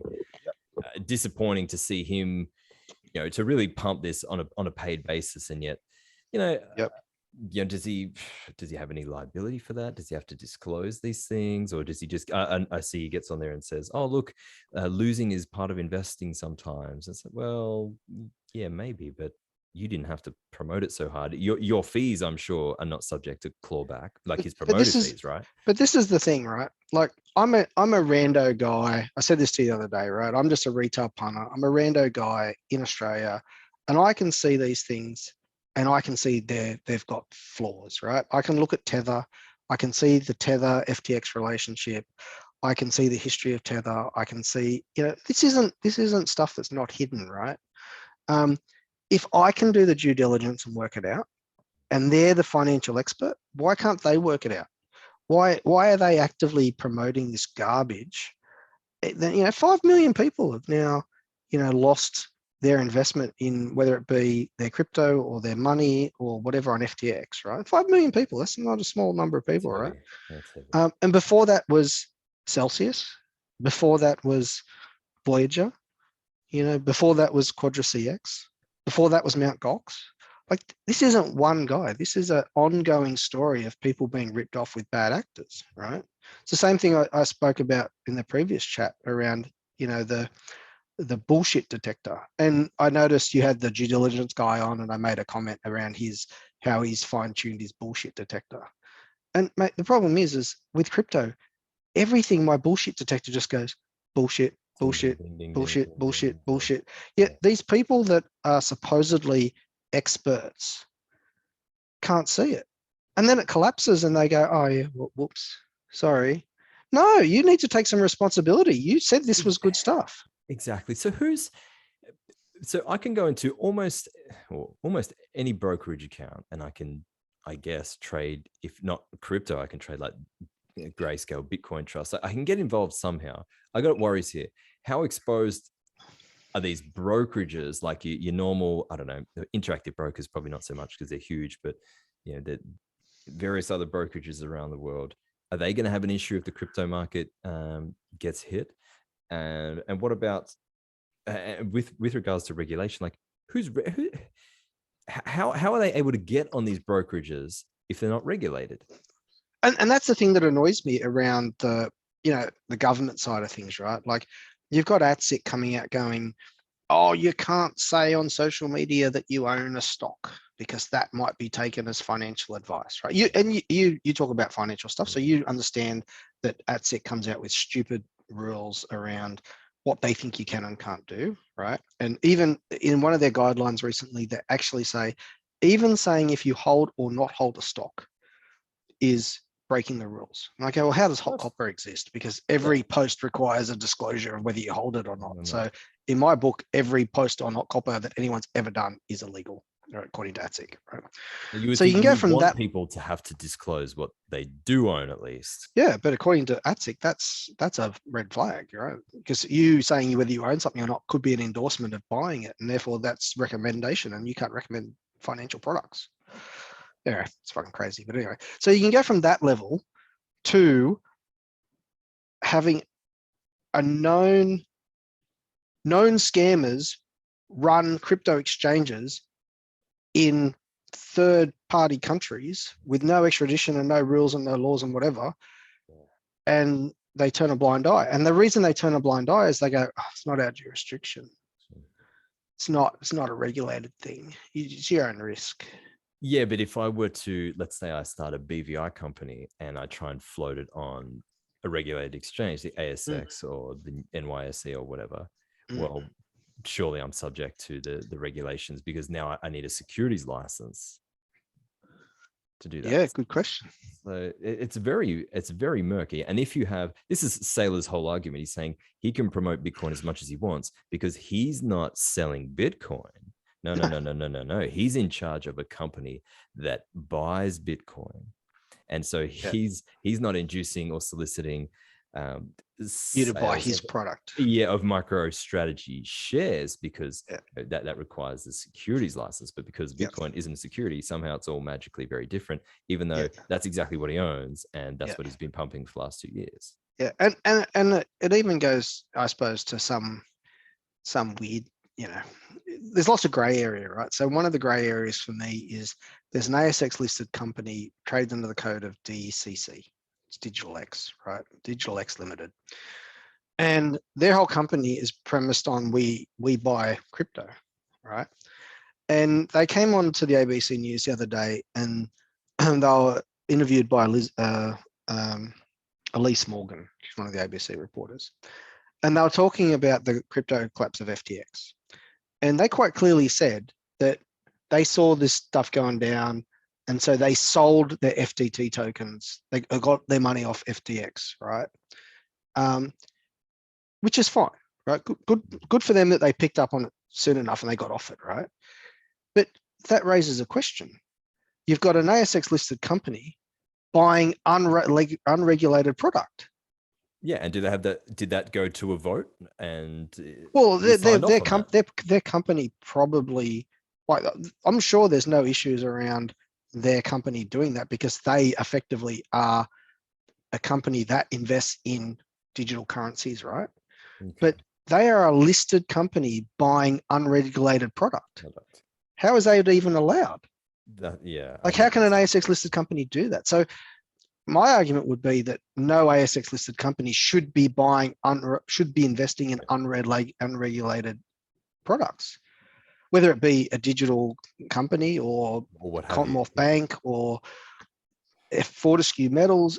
If you're saying things have to be regulated, but you can invest in unregulated things, how does that work? Yeah, your listed company is literally just a shell or entry vehicle to buy unregulated products. And DCC is a listed entity buying as an entry point into unreal. That's their whole business is around buying crypto. How's that even allowed for a listed company? Yeah, And it's I'd not like to it's hear not the 5%. explanation It's for their that. whole business. But they manage funds. Their fund returns are horrible for the last 12 months. It's worth a read because obviously it's collapsed. But yeah, their whole business is around digital currency. That's why they exist. So work that out. Very good. Wow, we're coming up on 2 hours. Is there anything you want to add, or do you want to go through some of your questions that you had for me? I've got all night. That's up to you. No, look, I suppose, one of the things I wanted to convey tonight was I wanted to sort of touch on all those issues around what is crypto, why there's fundamental issues with it, why these things keep collapsing. I think we've done pretty much that. I suppose one of the questions for you is, do you think your understanding of crypto and the space has evolved after our chat tonight? Certainly with regards to the interconnectedness of these things and the interconnectedness of the platforms, the brokerages, bad actors, they're essentially the same group of people popping up in different places at different times. Yep.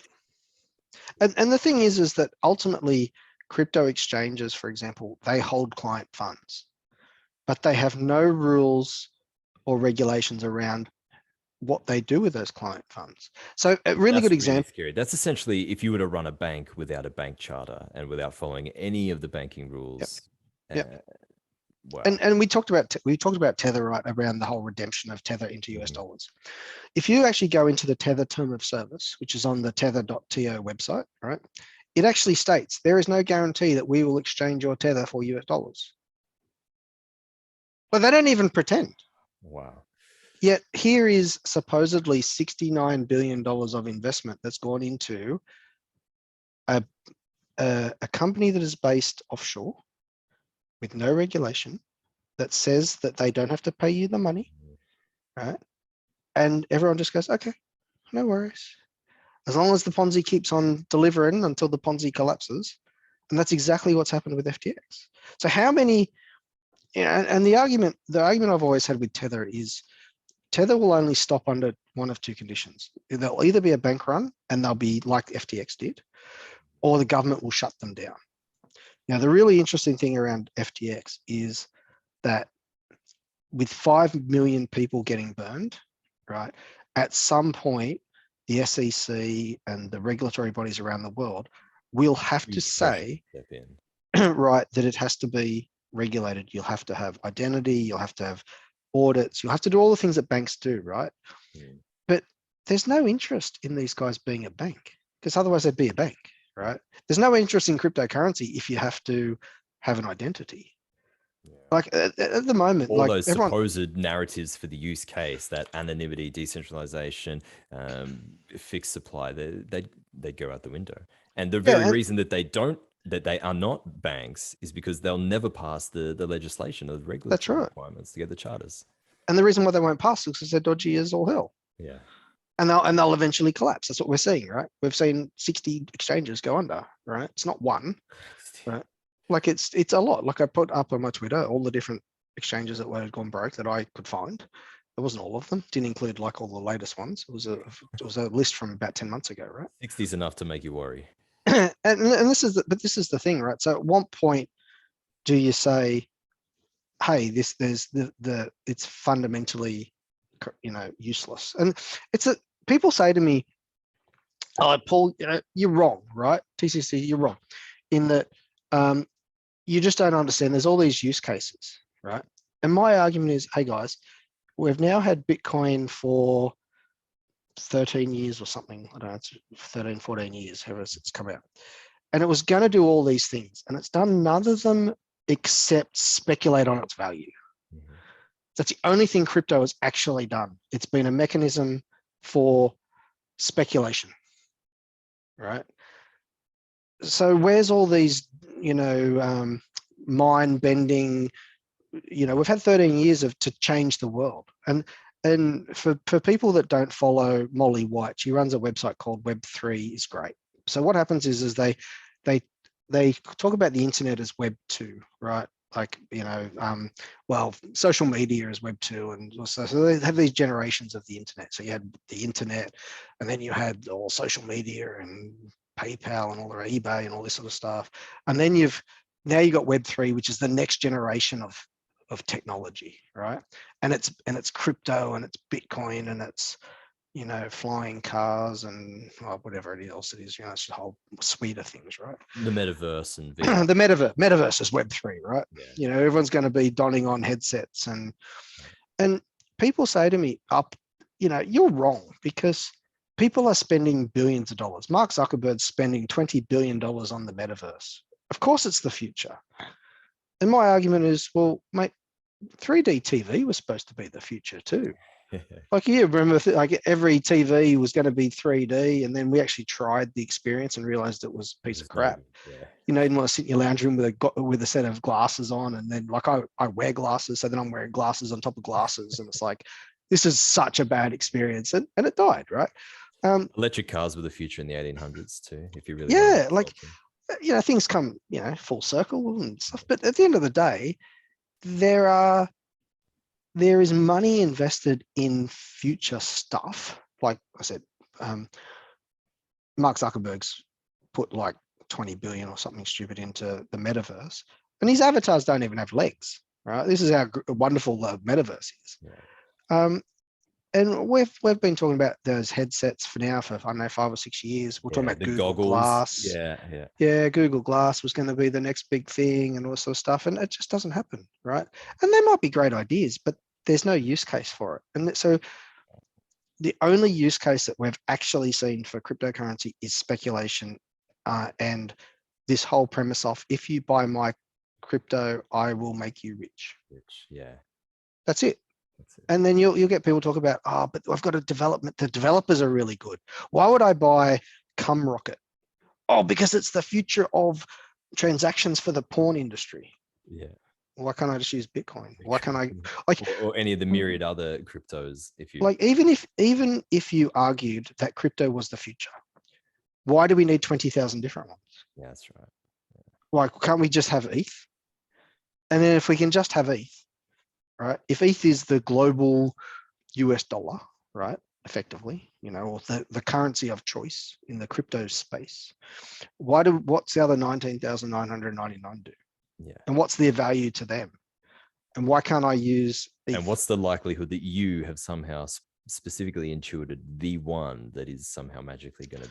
Yeah. And where's the bond market going to come from?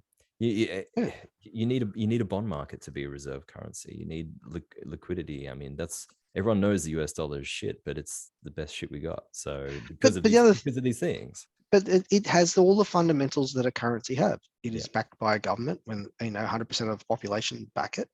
It's backed by law.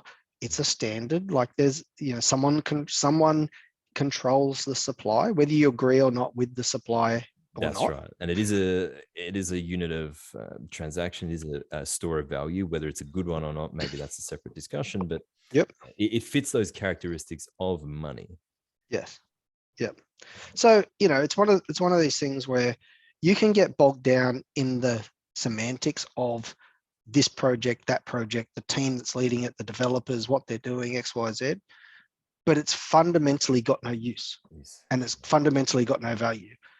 And at some point, things fundamentally find their natural equilibrium, right?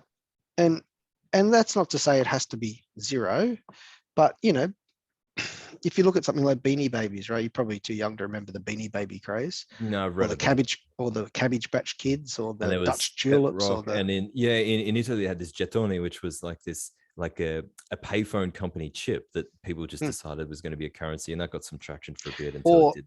Or Coles random, Monopoly set things they do. Like, remember, was it Woolworths or Monopoly? They were coming out with their little plastic grocery things that kids could collect or whatever, right?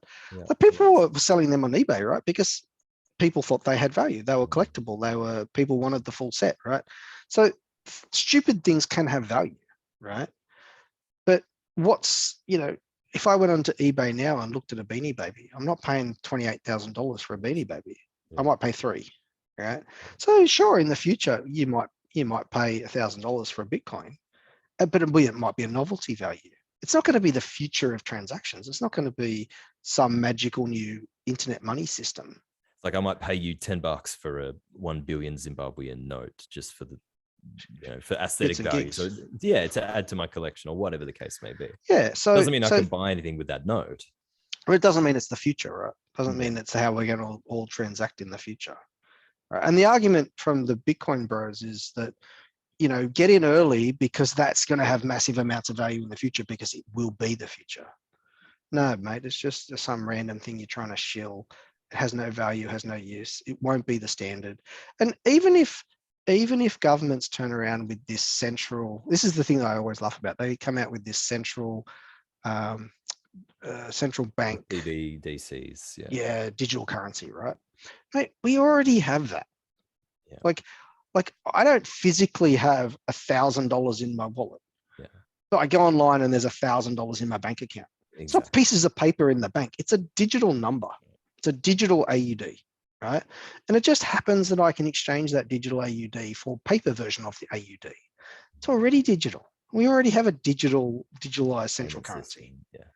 So this whole thing of, and it's like, mate, we already have that. So I just, like I said, I've been in IT long enough to understand that you'll go through cycles where centralized is good and then decentralized is good and then centralized is good. And at no point do I really see decentralized ledgers taking off because they have so many disadvantages. And you've got to be an IT guy to understand the disadvantages of distributed processing, like with ledgers and validation and stuff. Like it's a bad concept. Like nothing that I can't do in a SQL database, right? And that's what happens now with, credit card transactions. Like I walk into, there's a demonstration around Bitcoin around some guy walking up to a bar and buying a beer with a Bitcoin. And oh my God, it is painful to watch it go through. And then you got to wait for the validation and the thing and blah, blah, blah. And it takes like 3 minutes. I'm like, mate, I already have that. I walk into the service station, I go tap and I walk out. You're done. Yeah. You got your phone. You don't need a credit card anymore. Yeah. Where's the, I get on my phone. I've got my Apple wallet, bang, zip, isn't that what this whole crypto is supposed to be? I walk in, I use my phone. I don't do anything. I use my thumbprint. I do whatever. I look at it. I use Face ID. That's like all the things that, all the things that it doesn't have the anonymity, but why do you need anonymity? It's a very good question. Yeah. I tell you what, when I go to the police and I want them to find the robber of my $1,000, I don't want the police not to know who I am. That's right. I want them to go, oh, that's Paul's money. Right? Okay. So I want them to actually go, I know who this guy is and I can give him his money back. Right. Not some random thing around, I've lost it. No, you can't prove it. And I don't know who you are. And sorry, if you don't know who I am, I can't, there is no recourse. This society is around recourse, right? So if I come and punch you in the face, there's recourse. If I come and steal your money, there's recourse. So people will say with crypto, they don't want recourse. It's effectively what they're saying. You can steal my crypto, you can steal my money, and there's no recourse because you don't know who I am. Environment, it's really the sharks that are going to survive. So the biggest crims and the best crims, they're going to do well. But the little people who think they want anonymity, who think they want personal individual sovereignty, are really just going to be fish eaten by the sharks. Yeah, exactly. Yeah. Exactly. So, I suppose at the end of that, I get annoyed at the people who shill this stuff, who try to convince others. Like if you bought crypto and you bought it and you didn't say a word, you wouldn't run into me online because you wouldn't care what I said, right? That's your personal thing. But what happens is people are like, no, I want to shill this, and you can't say bad things because then people will not buy it and I won't make money, and it's all about me. Yeah. All right. Yeah, we need to feed the belief for the cult to keep its existence while we're reaping the profits from the cult, essentially. That's right. And I'm an anti-cultist. So if you look at my feed, I'll say things about EVs, right? Electric vehicles. And it's not because I'm anti-green or I'm anti-EVs. Because you don't understand they're the future. I'm just for realism, right? Yeah. I just understand that yeah, we might end up with 100% EVs at some point in time, but not when they can't tow something more than 100 kilometers, or it takes 2 hours to recharge them, right? Yeah. So I'm just a realist. And that's the whole thing around crypto, is it's not the future. It's just you're shilling it because you want to steal other people's money. That's effectively what it comes down to. And that's the thing that annoys me about people that shill crypto, is that there is no use case, there is no value. You're trying to create hype so you can flog your stuff off to someone at a higher price and basically steal their money. And that's what FTX did. FTX stole people's money, right? So I'm the guy trying to stop people getting burnt and lose their money and be fooled, right? It's so hard too when people want to be fooled at the end of the day, like we spoke about. They want to believe this, and you come off as the bad guy because you're saying, hang on, wait a minute, think about what you're doing. And their desires are overruling their logical brain. That monkey mind's taking over, and it just wants that pot of imaginary gold. It doesn't listen. Yeah. And I've spoken to friends that told me they lost money on Celsius. And I was like, what are you doing? You're a smart person. Yeah. Oh, I didn't think that, XYZ, or I just thought I could ride it a little bit longer, or I just thought, I just needed the money. There's always got excuses, right? Why they did. And some people are like, nah, it was a punt. Yeah, I lost. Doesn't matter. That'll be some people, right? But other people will be like, oh, I just thought I could get away with it. Yeah. Famous last words. Mm. We went really deep. I really, really enjoyed that. Is there anything you want to say before we wrap it up? But we would, we'll have to do it again, and we'll have to just make it regular, because I want to talk about central bank digital currency. I think there's a little bit more that we didn't touch on that I'd like to touch on at another time. Sure. And we've still got to have our copper discussion. Speaking about EV, that's going to require a lot of copper. I don't know if we're really ready for that as a globe. So we got to talk about it. But in terms of crypto, Crapto, Brotown, I think that we can end the funeral that is the crypto market for today, because we covered a lot of ground. Any last words before we sign off? Look, I think it's important to realize, look, this is just our views, right? So I'm not, at the end of the day, I'm anti crypto. People have been successful in it. People have made money.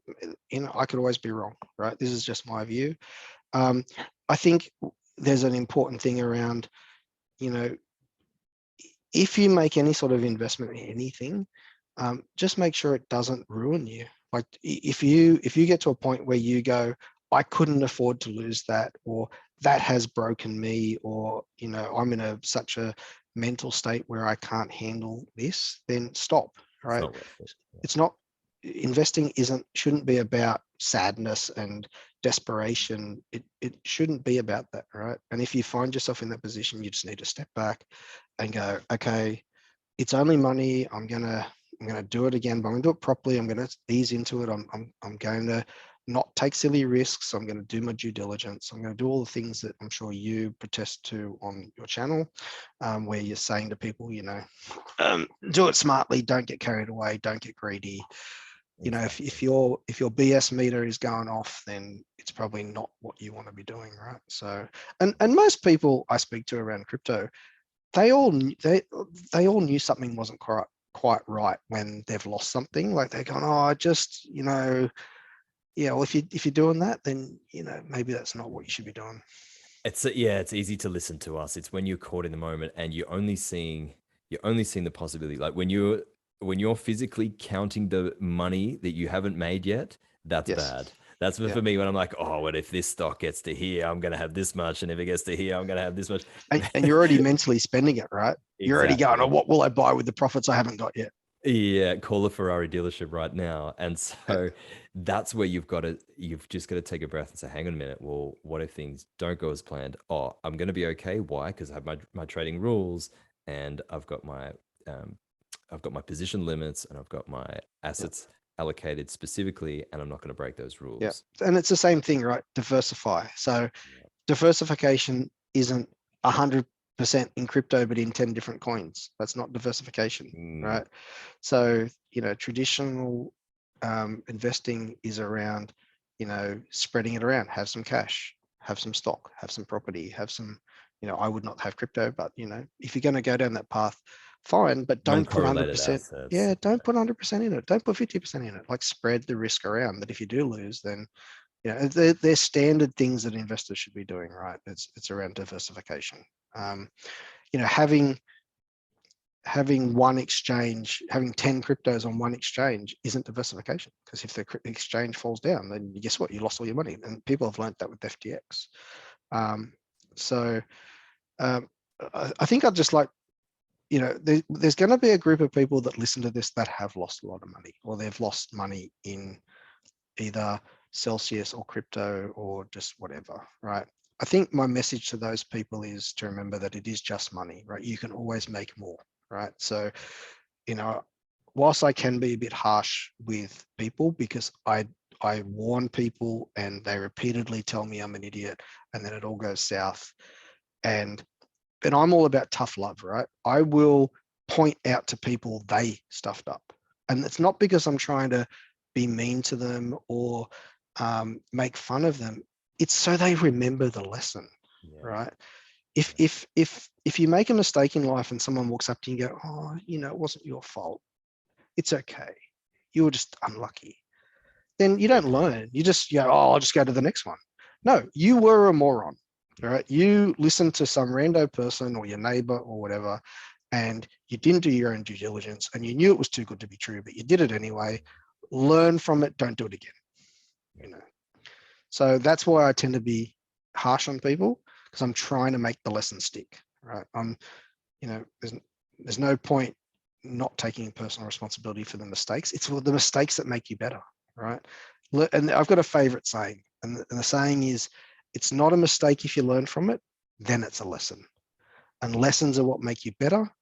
And the best people have learnt lessons, right? You don't become a master craftsman in carpentry without carpentry lessons. You don't become an investor without investing lessons. You make a mistake, you learn from it. It's a lesson. Lessons will make you better. Make sure you've got the intellectual humility to recognize when you just need to take an L sometimes to get that lesson, so that you don't repeat it into the future. Thank you so much again, man, for epic podcast. They're getting better as we do it. We'd love to catch up with you shortly. In the meantime, guys, please make sure that you take heed to a lot of what we discussed today in terms of just being sensible out there, staying safe, and we look forward to catching up with you in another video shortly. Take care, everyone. That's good. I'll say you can follow me at Twin Turbo Celica with a 1 on Twitter. And I'm sure you put the link down the bottom. Absolutely. Reach out to me on DMs. Yeah, definitely. Links will be in the description. Make sure you take advantage of that, guys, to save yourself from potentially being screwed by Ponzi's in the future.